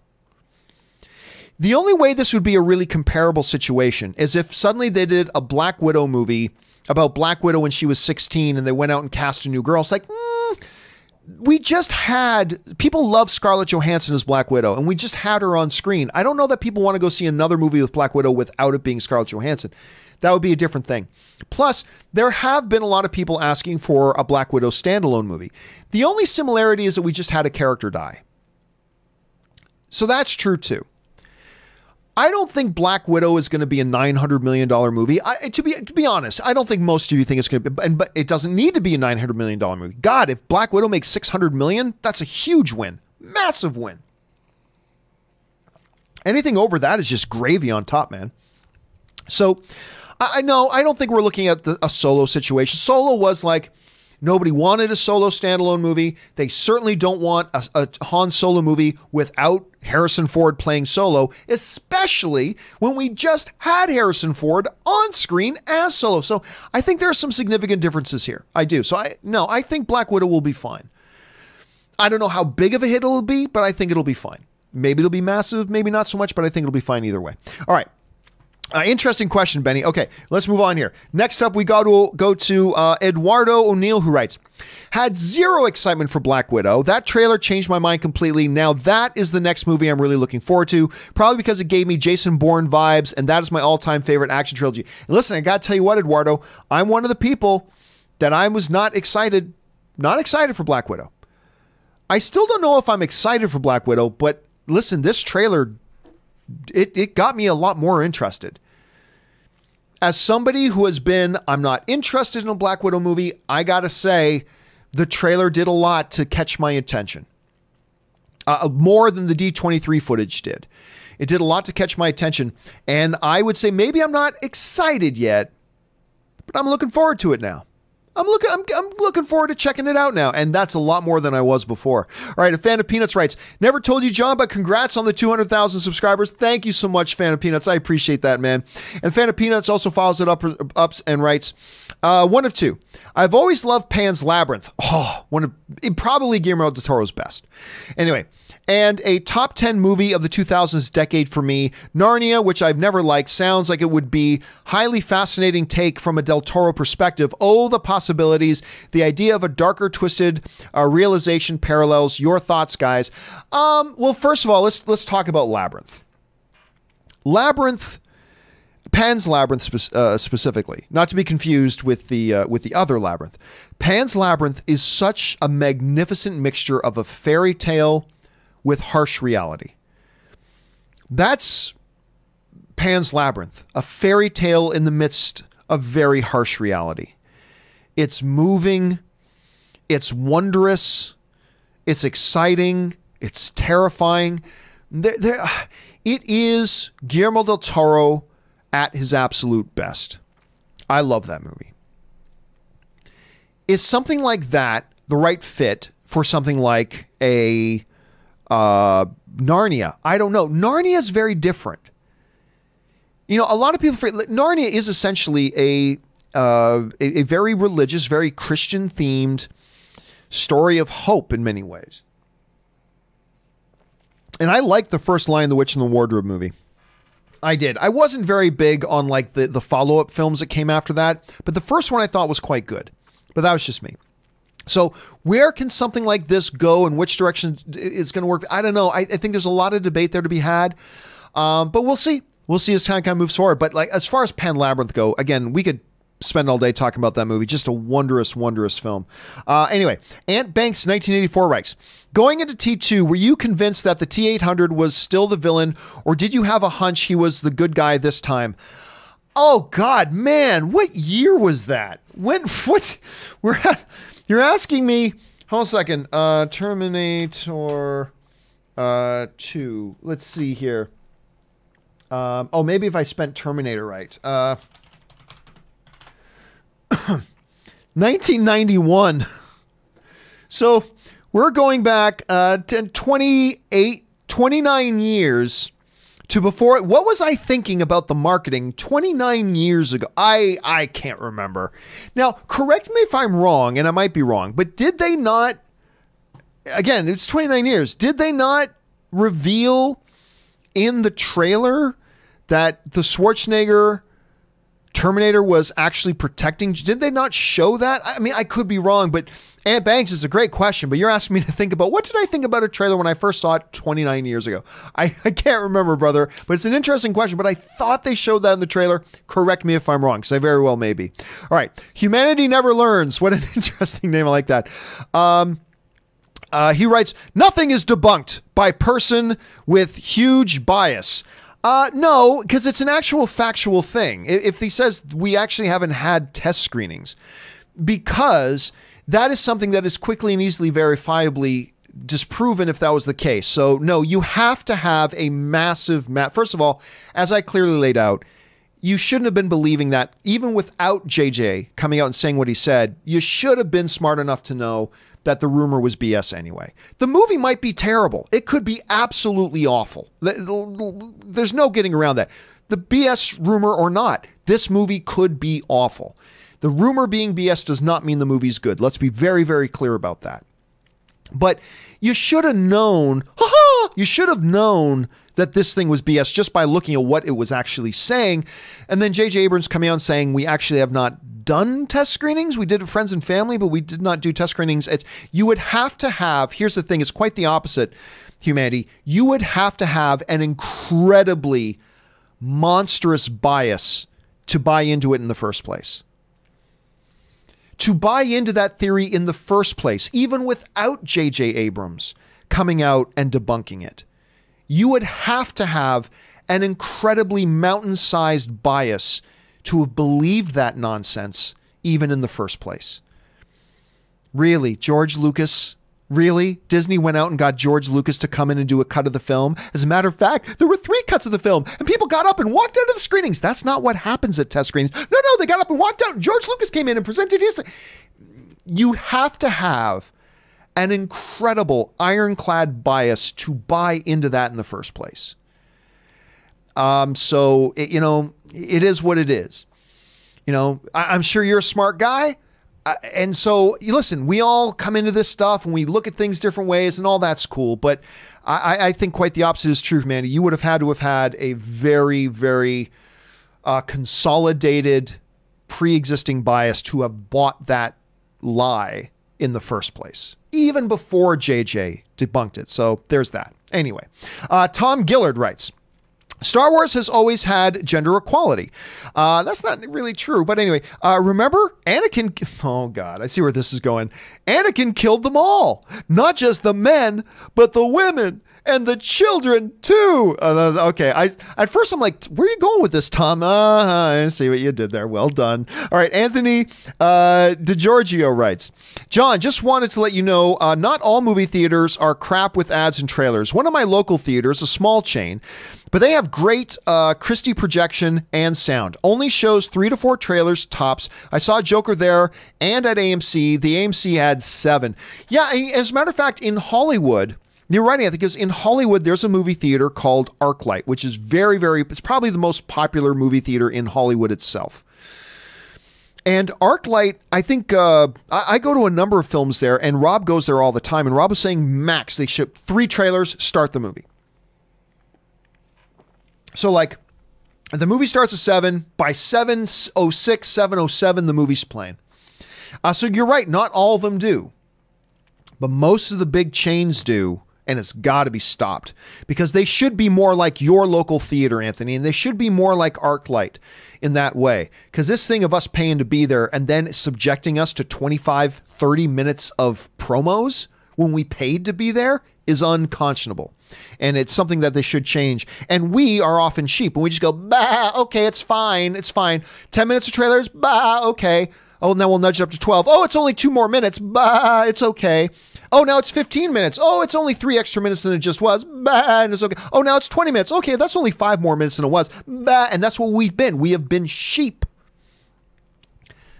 to this whole practice. And they just keep pushing it more and more and more. And it's getting longer and longer and longer. And we as a customer base, we need to put our foot down and say, enough. Enough. Anyway, thanks for sharing that, Anthony. Next up, Blake writes, how anyone thinks a story about an immigrant whose greatest superpower is his humanity and compassion for the people around him isn't relevant is beyond me. Superman has never been more relevant. Hey, listen, Blake, the old saying, dude, you are preaching to the choir, my brother. To me, Superman and Man of Steel is a fabulous representation of the spirit of what Superman is, who he is, and what he stands for. It's expressed a little differently because it's not the 1960s, it's not the 1950s. It's expressed and would look a little different in our today's world, but those core elements of who and what that character is, that's all there. The spirit of Superman is there, maybe never better than in Man of Steel with Henry Cavill as Superman. Not everybody agrees, and that's totally cool, but I'm with you on that, Blake. You and me, brother. I'm totally with you on that. All right. Yava Man in Hong Kong. I love the name. Writes, I have loved movies for 40 years out of 46 years of my existence. I collected them in many different forms, tapes, laser discs, video cassette, DVD, Blu-ray.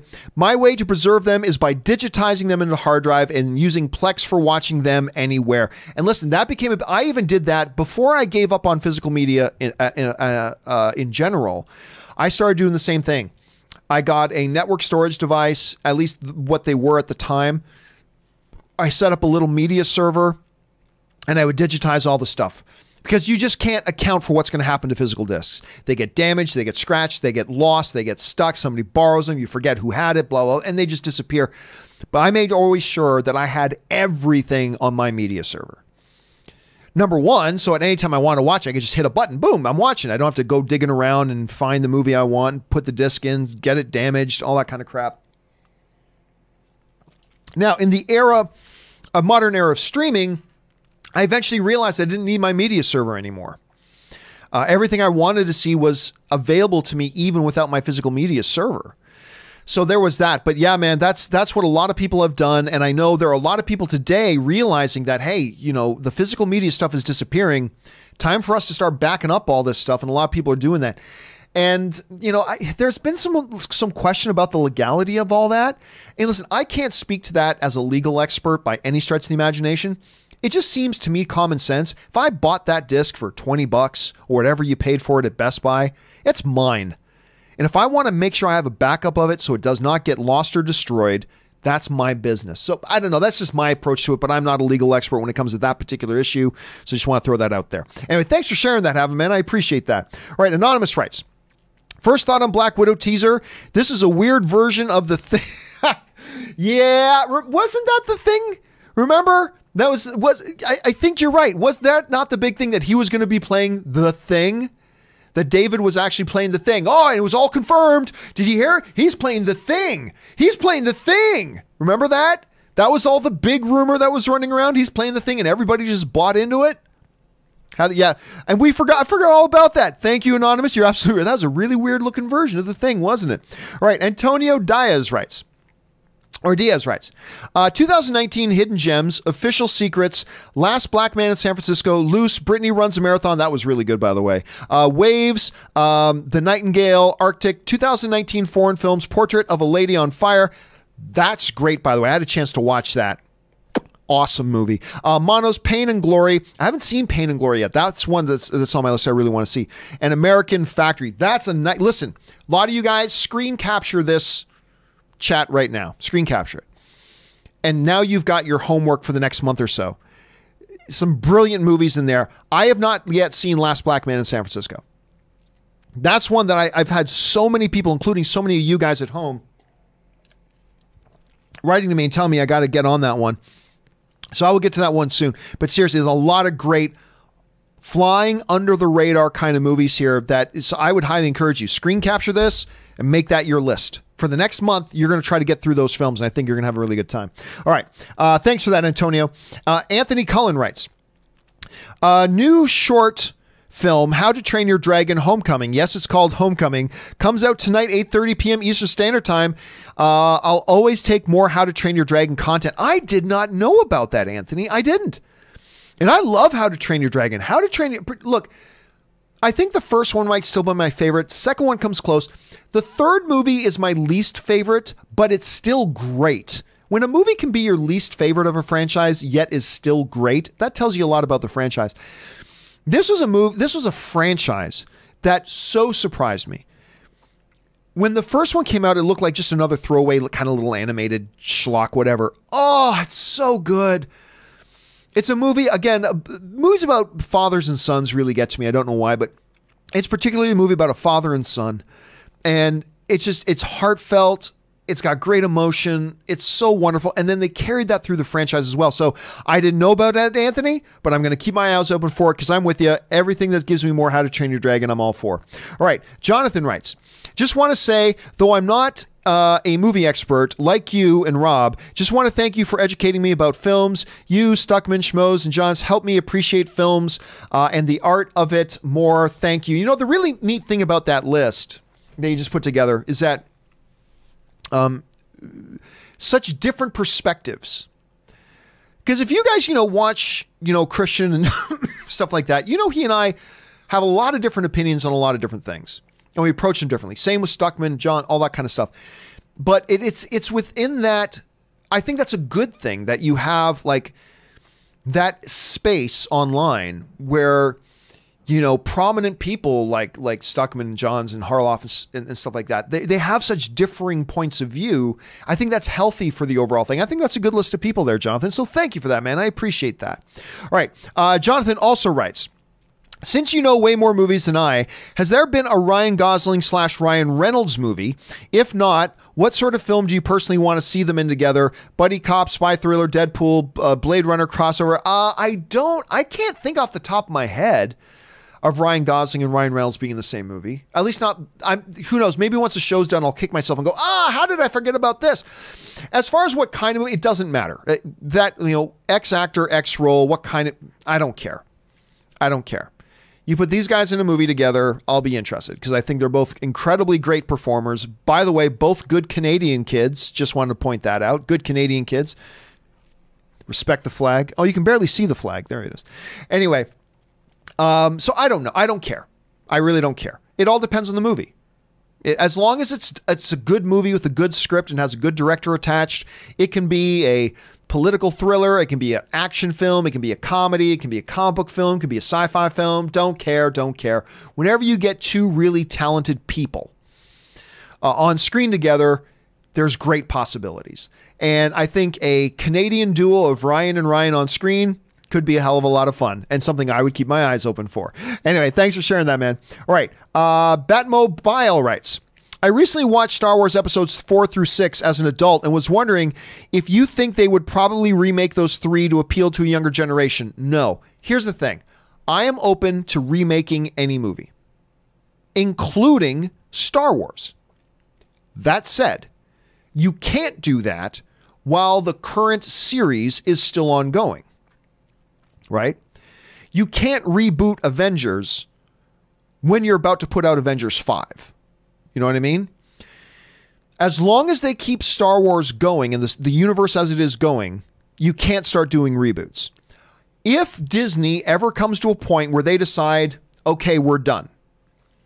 We're going to take a 4-year hiatus and then we're going to relaunch Star Wars from scratch 4 years from now, starting with some reboots. If you do that, fine. I'm not saying it's a good idea. I'm just saying I'm okay with it because I'm always okay with the idea of a reboot.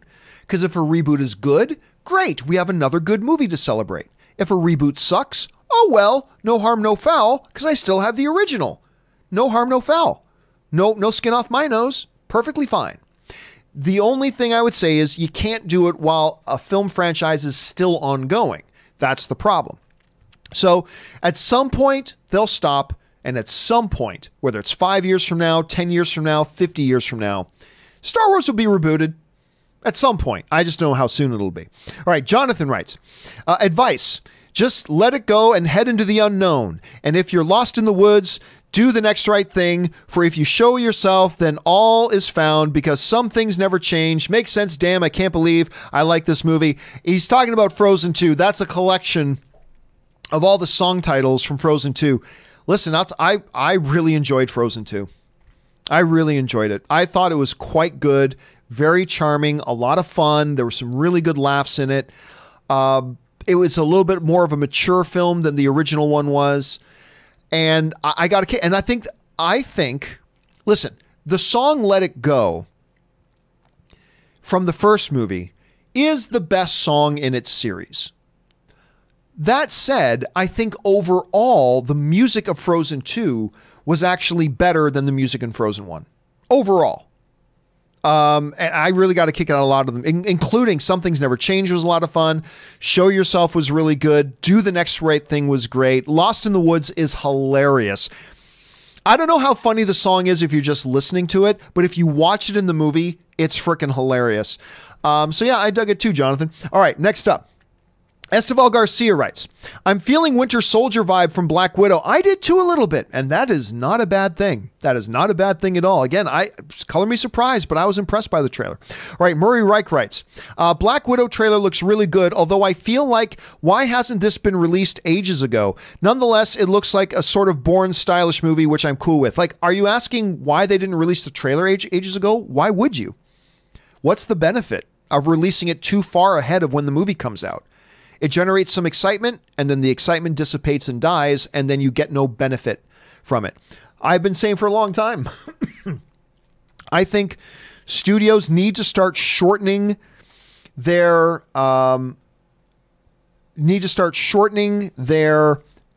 window to when they start marketing a film to when it actually comes out. So there really was no advantage to why they should have put it out earlier. Unless you're asking why didn't they put the movie out earlier? Well, and that could be another question, but it does. It has a little bit of Bourne feel to it, a little bit of a Winter Soldier feel to it. Again, as somebody who's not been looking forward to this movie, I got to say, I think it did the job for the first trailer. All right, Murray also follows up and writes, What's the most What's the most annoying topic to talk about? The Snyder Cut or the Rise of Skywalker test screenings? Probably the Snyder Cut.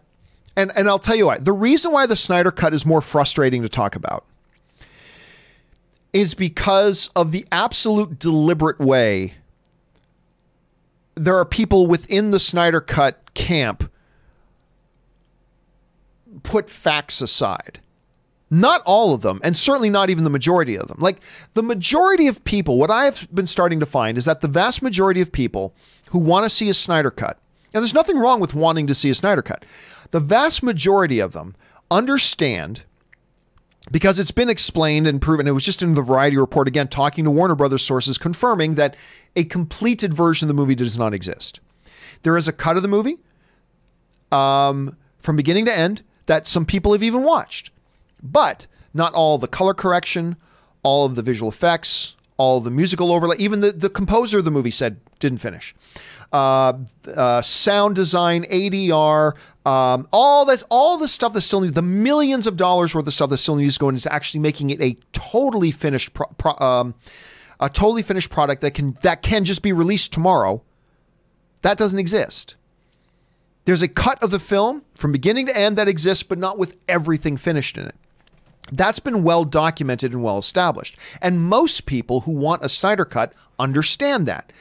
But the frustrating part comes in, when you try to explain that to people, but Jason Momoa said he saw it. Yes, Jason Momoa said he saw the Snyder Cut, but it's not a fully complete version that's ready to be released tomorrow because there would still be a lot of work. Warner Brothers just affirmed that.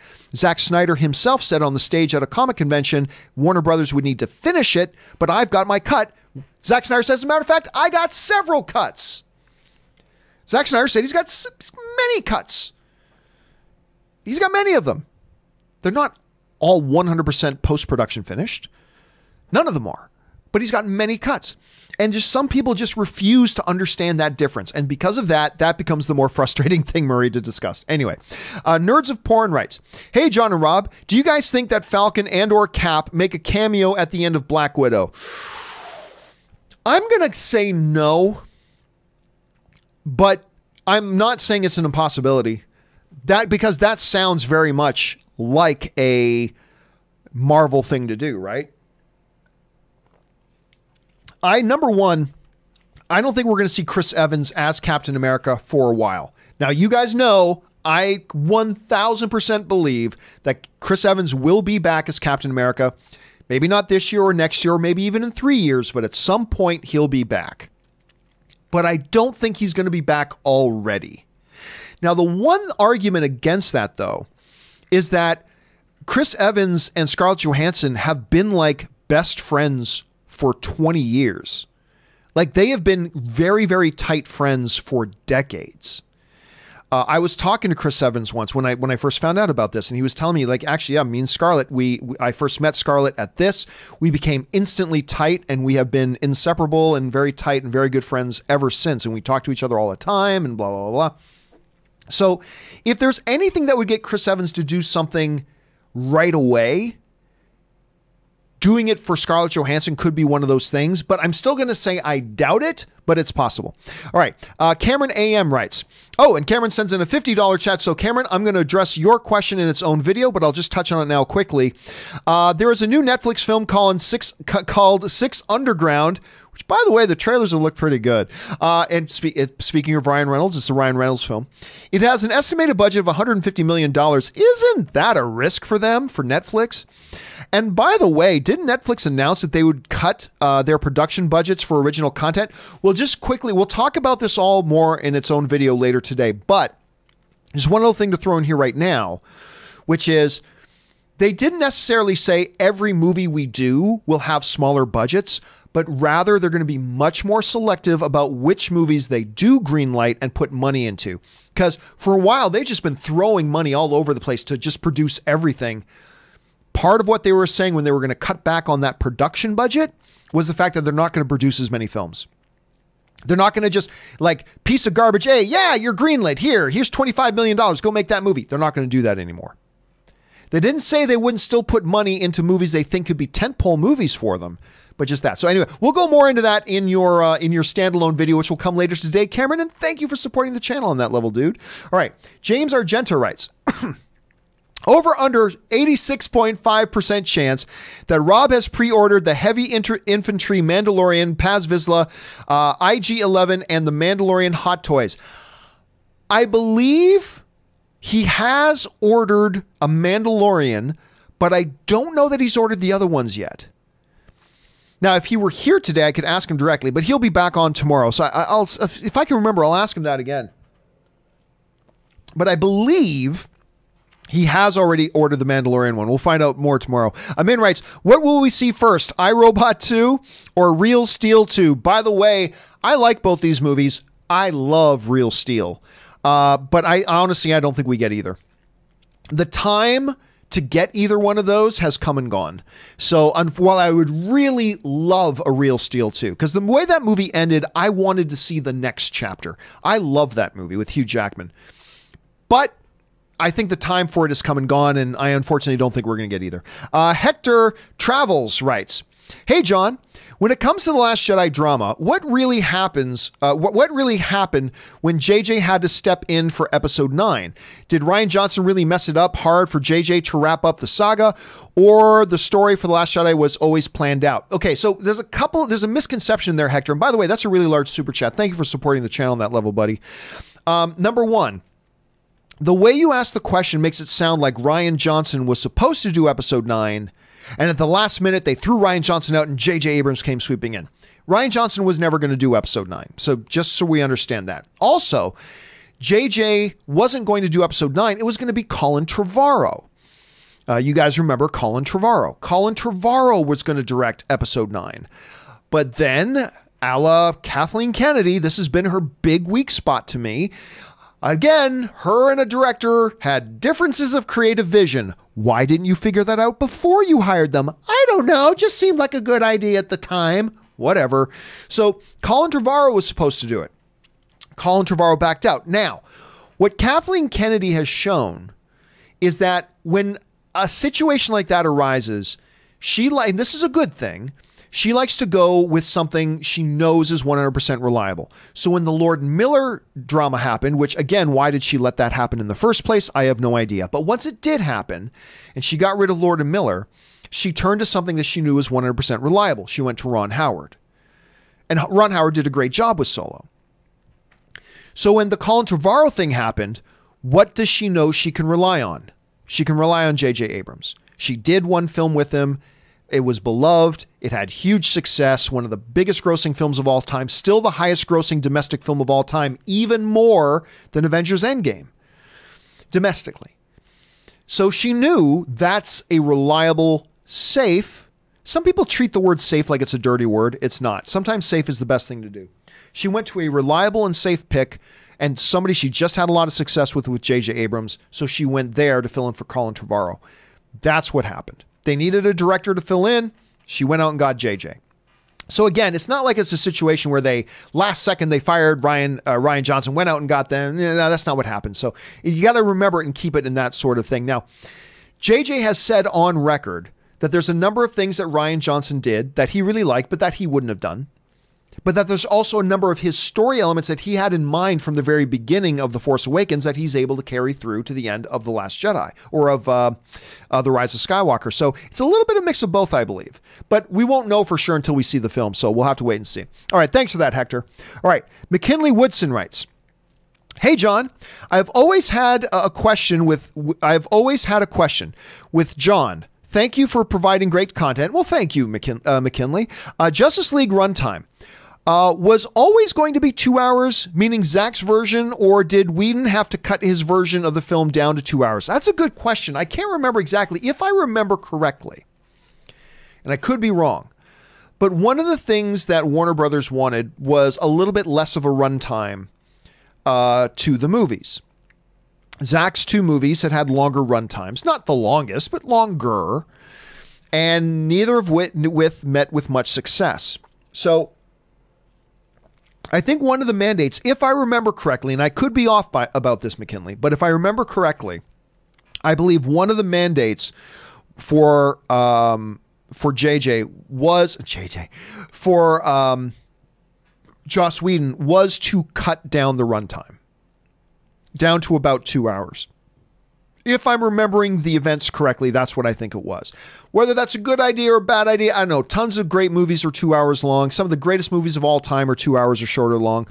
But maybe that one should have been longer, a little bit short. I mean, I don't know. But that, I believe the mandate was that he make it shorter. If I'm remembering it correctly, but I could be totally wrong about that. But that's how I remember it. Okay. Adrian Rosales writes, goodbye, beard. Also, I'm pretty sure John shaved 30 times in November. Nope. You would think I probably shaved about 12 times in November. I keep telling you guys this, and maybe it's hard to believe.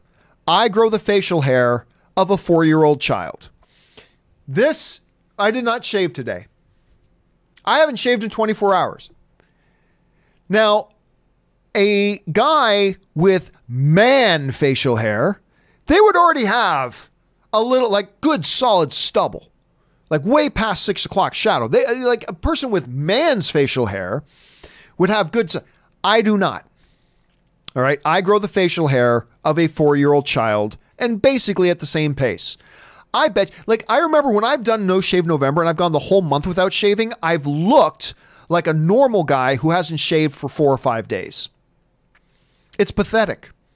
It's real pathetic. I just don't grow. And I'm Italian. What Italian can't grow facial hair? This one, apparently. So anyway, yeah, there's that. David Rivas writes, sorry, John, I don't remember that ranking of the 007 films you mentioned yesterday. Couldn't find them either. Really hyped for No Time to Die. Well, we talked about it a couple of times about ranking. But the thing with me is the 007 films, my list for those always changes. I mean, other than Casino Royale, which has been my favorite James Bond film ever since I first watched it. The order of which has always changed for me, which is one of the big things. But I am getting stoked for No Time to Die. The trailer drops, I believe, tomorrow. Tomorrow's when the trailer drops. And we'll see. I mean, it's Daniel Craig, who is my all-time favorite James Bond. It's Daniel Craig's final outing as James Bond. Hopefully they can go out with a bang. Hopefully it's going to be more Casino Royale and less of, I don't know, the second one that came out. Hopefully it's more Skyfall and less whatever the last one was. I can't remember the names off the top of my head. We'll see. We'll have to wait and see, but I'm with you, man. I'm excited about it. All right, Jay Meister 25 writes, if Infinity War is a film about choices and ego, Endgame is a film about consequences and pathos. These two make an excellent yin-yang story. Yeah. I mean, listen, I have always looked at Infinity War and Endgame. I'm very different. These are not two halves of the same story. There really are two very different movies. And they don't feel like the same movie at all. And they don't even feel like a continuation in any way, shape, or form. They are two very distinct, very different films. And I think they both work at that level. I think that is to their benefit that they were both kind of made that way. I prefer Infinity War over Endgame, although I love them both. I really enjoyed Endgame very, very much. But, I don't know that. No, Endgame's not in my top 10 comic book films of all time. I like it very much. You guys know I do. I love Endgame, but it's not in my top 10 comic book films of all time. It might sneak in at number 10. But anyway, I preferred Infinity War. But yes, they are both two very different chapters and both with very unique sets of strengths that I think just make them very special. All right. Matthias Peterson writes, it's funny. I don't get to see half the movies in theater I want to. No A-list kind of service here in Denmark. Yet I watch you guys every day. I just enjoy hanging out with all of you, and I always have your review / disc after the movie. Well, thank you so much, Matthias. But it's funny. I can totally relate with that because I will flip on SportsCenter at the end of just almost every day. Not quite every day. Maybe at least 5 times a week, though. At some point in the evening, I'll pop on SportsCenter. I didn't watch any of the games that day because I didn't have time, whatever, but I love hearing people talk about what happened. Even if I didn't have a chance to watch most of the games and the sporting events that they're talking about today, I still want to hear them talk about it. So I can totally relate with you on that level 100%. So listen, man, thank you for being here and thank you for being a part of the community. Even if we're talking about movies you haven't seen yet, I'm really glad you want to come in and just be a part of talking about movies. I love talking about movies, even the ones I haven't seen. So I'm glad you are too, Matthias. So thanks for being here, man. All right. CK Gould writes, when does Dominic Toretto appear in Black Widow movie and say family? Because it gives, David Harbour says that at the beginning, family.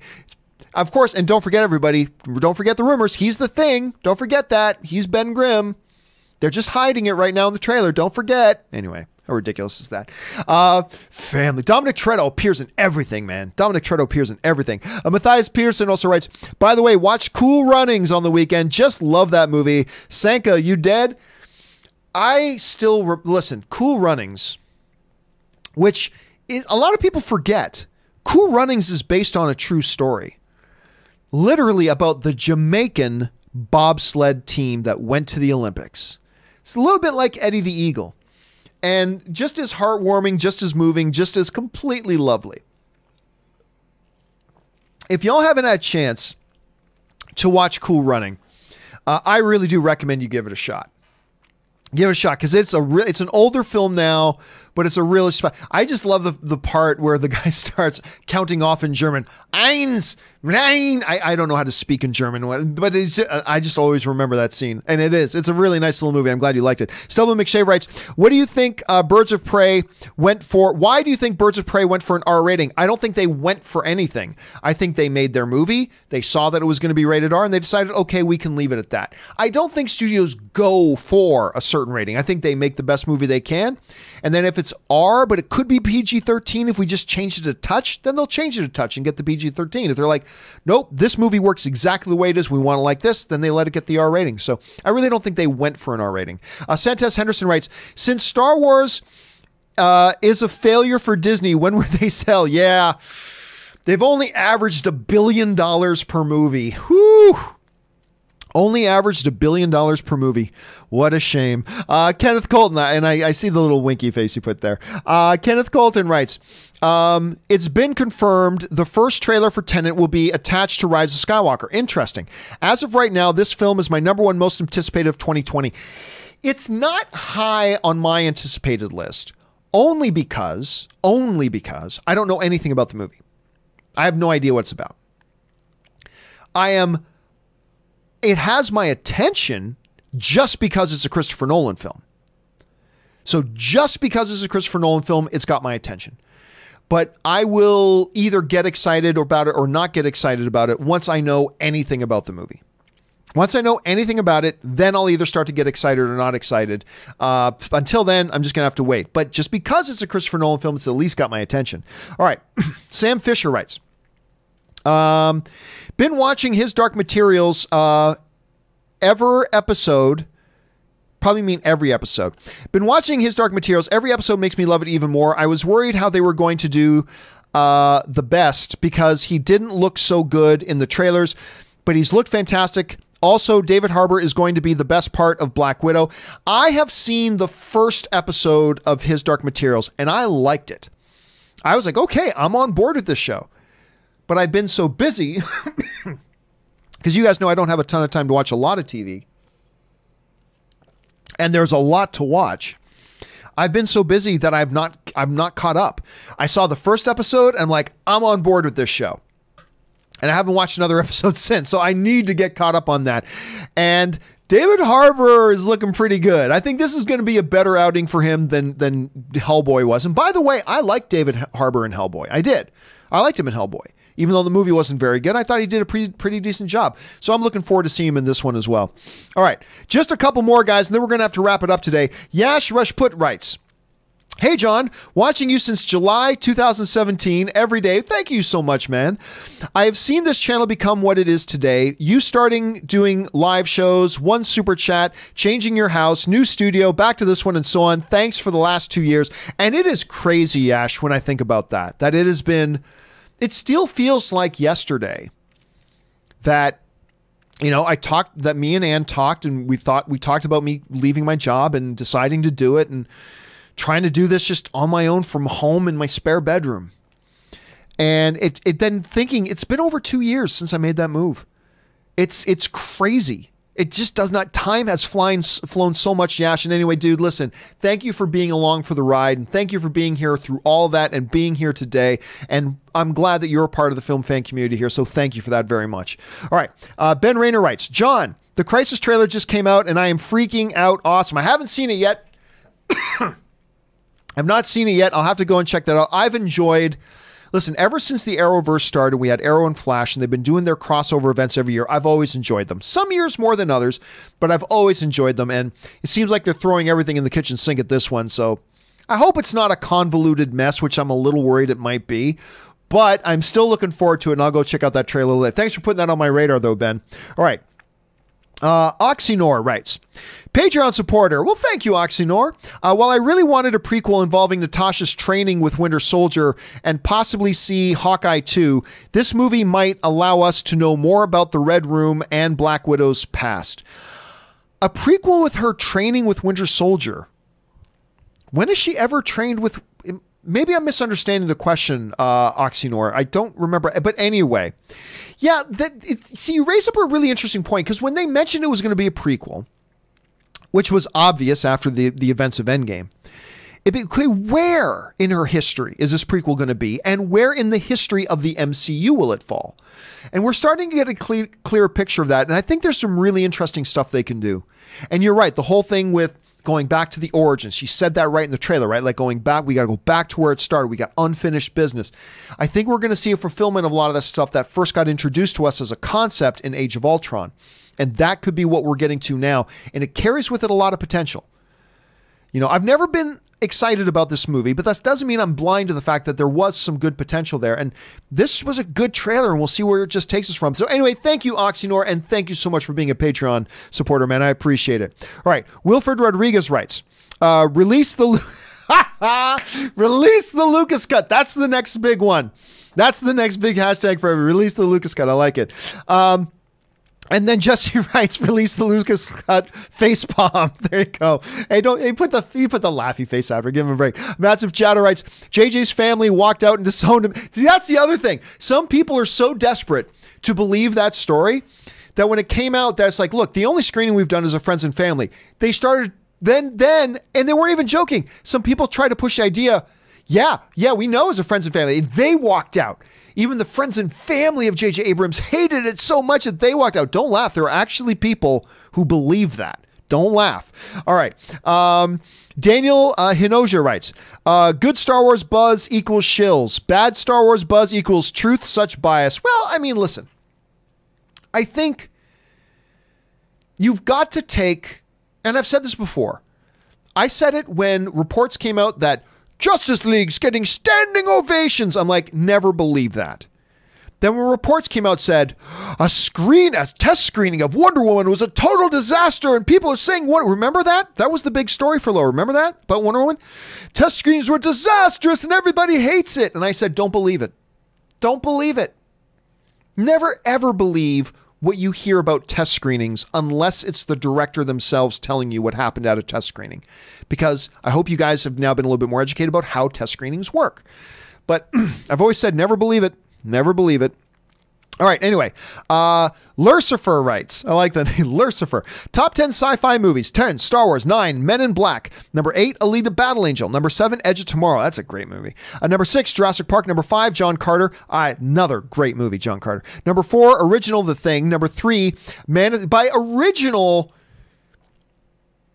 you do know, are you talking about Carpenters? Because you know Carpenters isn't the original, right?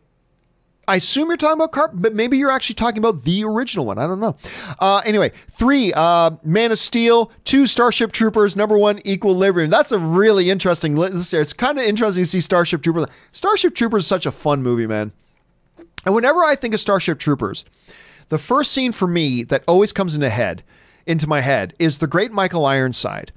As he's being pulled under by one of the bugs, his body gets ripped in half, and he looks at Rico, you know what to do. I don't know why. My mind, more than the tent scene or the shower scenes or whatever, that's the scene that my head always goes to when I think about that. So thanks for your list, Lucifer. I like it. It's a good one. All right. Nunja writes, Hey, John, I was wondering if you've seen the Star Wars The Old Republic MMO cinematic trailers. If not, you must. They are pretty much masterpieces. Well, I've seen a lot of, if you're talking about the most recent, because I heard there's a brand new expansion for it, because I played a lot of Old Republic.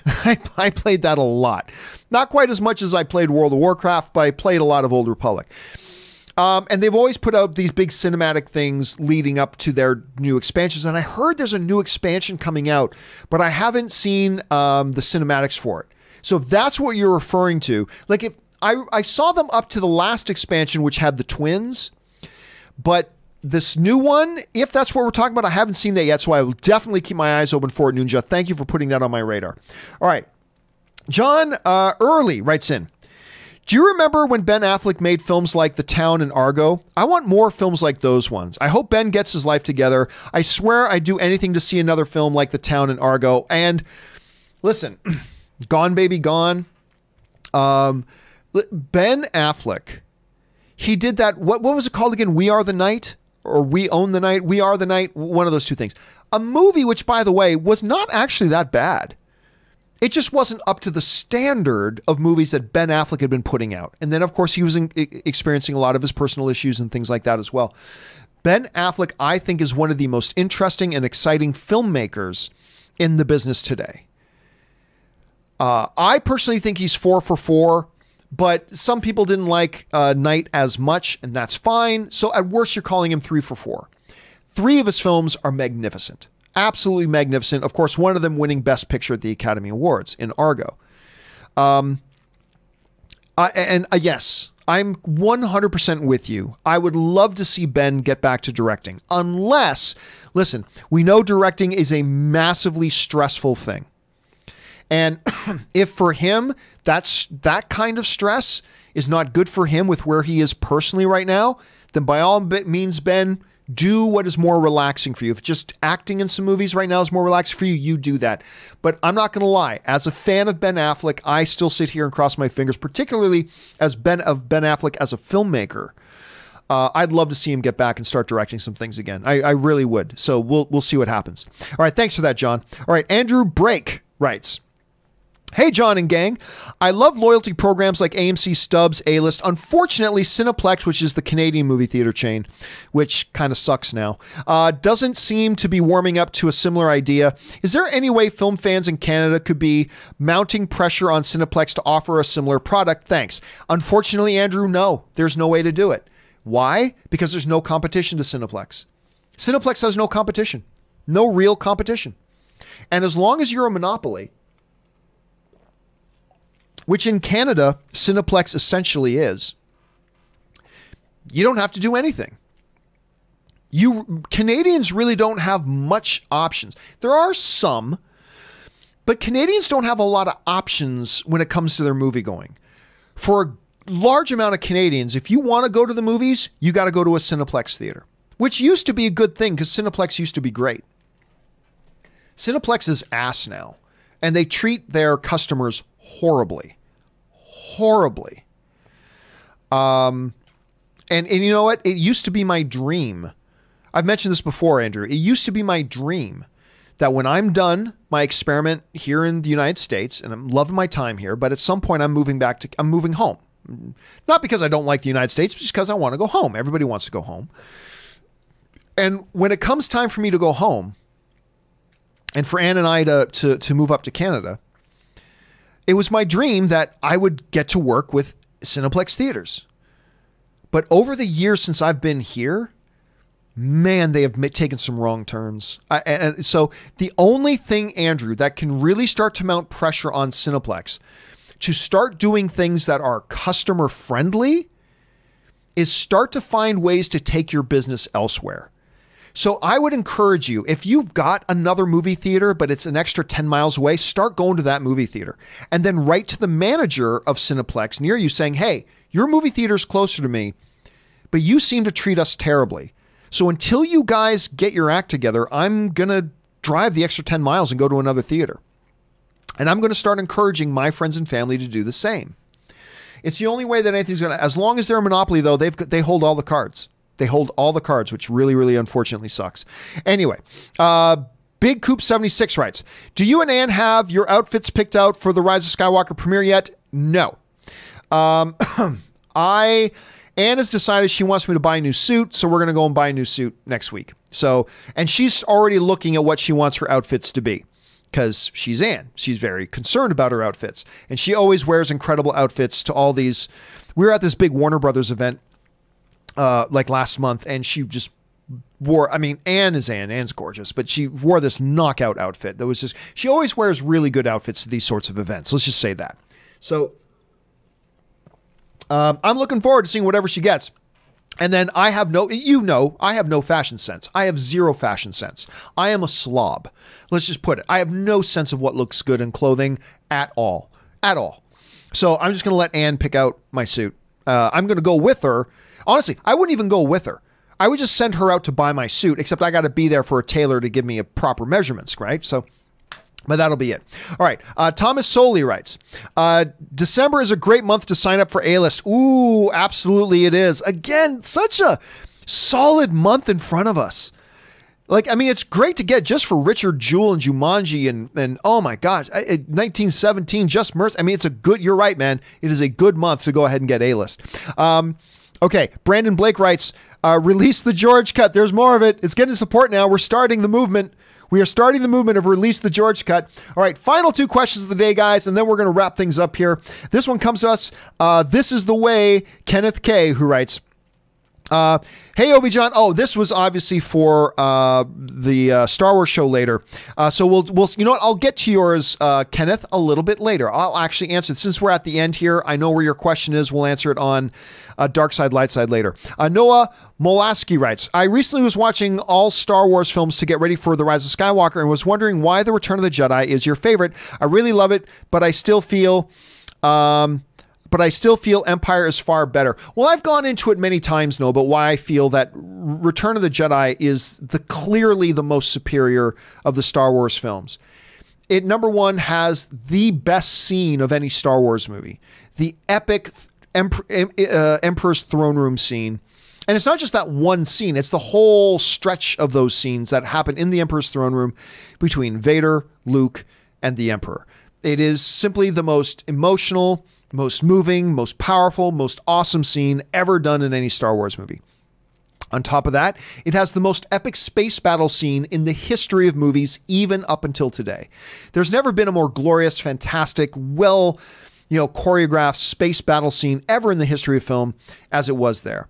Also, it changes into multiple locations, multiple locales. The whole opening of with the Jabba thing, the rescue of Han, and then the moon of Endor thing, the stuff going on in the thing. It's just such a perfect completion of the series that it is, to me, easily the best of the Star Wars original trilogy. Now, listen, they're all 10 out of 10. It's just one is 10A, one is 10B, and one is 10C. They're all basically perfect. No film is perfect. I'm using hyperbole, but yeah, to me, Return of the Jedi is the one that stands out the most. I just adore it and love it to all things, forever and always. Amen. Okay, guys. Okay, so Groovy, don't play send. Is it me or Maya Rudolph deserves a starring role? Nobody deserves anything. Maya Rudolph, she will be cast in roles. By the way, I unmitigatedly love Maya Rudolph. Let's be very clear about that. No actor deserves a leading role.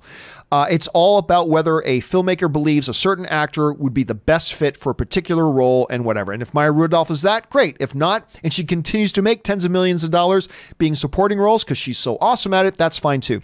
And Humanity Never Learns writes, Disney aims to please the fans and no test screenings. Absolutely no test screenings. Coaches, as the great coach once said in the NFL, coaches that listen to the fans are destined to be sitting with them next week. But that's just me. Anyway, guys, that will do it for today's installment of the John Campea Show. Whew, that was a long one. That was like 2.5 hours, that one.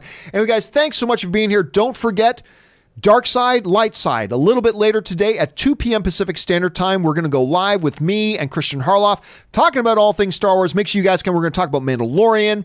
The movie is now coming up so shortly. We got a few other things to talk about as well. Make sure you guys come back and join in on the discussion on that as well. Also, guys, I want to make sure you guys know, for those of you who may not, you can look in the description of this video. We've got this down there. But as I mentioned, not only have we crossed 200,000 subscribers, which again, thank you guys for that, we're approaching the 100 million view mark.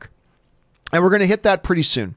So on Tuesday, December 17th, which we should have passed the 100 million view mark by then, but we still might be a few days behind. It doesn't really matter. On Tuesday, December 17th, we're going to celebrate it by having a special event. I'm calling it An Evening with John Campea, 100 million views of an absolute nobody. And we hope that if you guys are in the LA area or will be in the LA area around this date, that you'll come on down and join us. We're going to tell some stories. We're going to take Q&A from the audience. We're also just going to spend time after the stage presentation to just meet and take pictures with everybody. So if you are in or around the LA area, come on down and join us for that. Again, that's on December 17th. You can see a link there in the graphic, but also in the description of this video is a link for you to click on to go and get tickets for it. I believe we've only got like 30 tickets left. So if you guys are around and want to go come in and join us for that, that's where you go down and click on that button there. And once again, of course, guys, we've got Dark Side, Light Side a little bit later. Coming back and join us for that. Guys, thank you to all of you for being here and being a part of the film fan community. And the great thing about talking about movies is we're talking about things that we don't all have the same opinions on, but we still love talking about it. And that is the great thing about being film fans together. So we can have massively different opinions on different movies and still have a lot of fun discussing them and talking about them together. And I'm glad that you guys are here along for the ride with that. Special thanks to all of you guys who sent in questions, not just because you gave us great fun things to talk about, but also because you supported the channel along the way as you did that. And we thank you for that. And don't forget, guys, down below, the very top line of the description of this video is the tip link. So you can click on that link and send in a question anytime 24/7, and we'll just get to it on the next show that we do. So you guys can go ahead and utilize that as well. All right, guys, that will do it for me for today's installment of the John Campea Show. Thank you so much for being here. My name is John Campea, and until next time, bye-bye.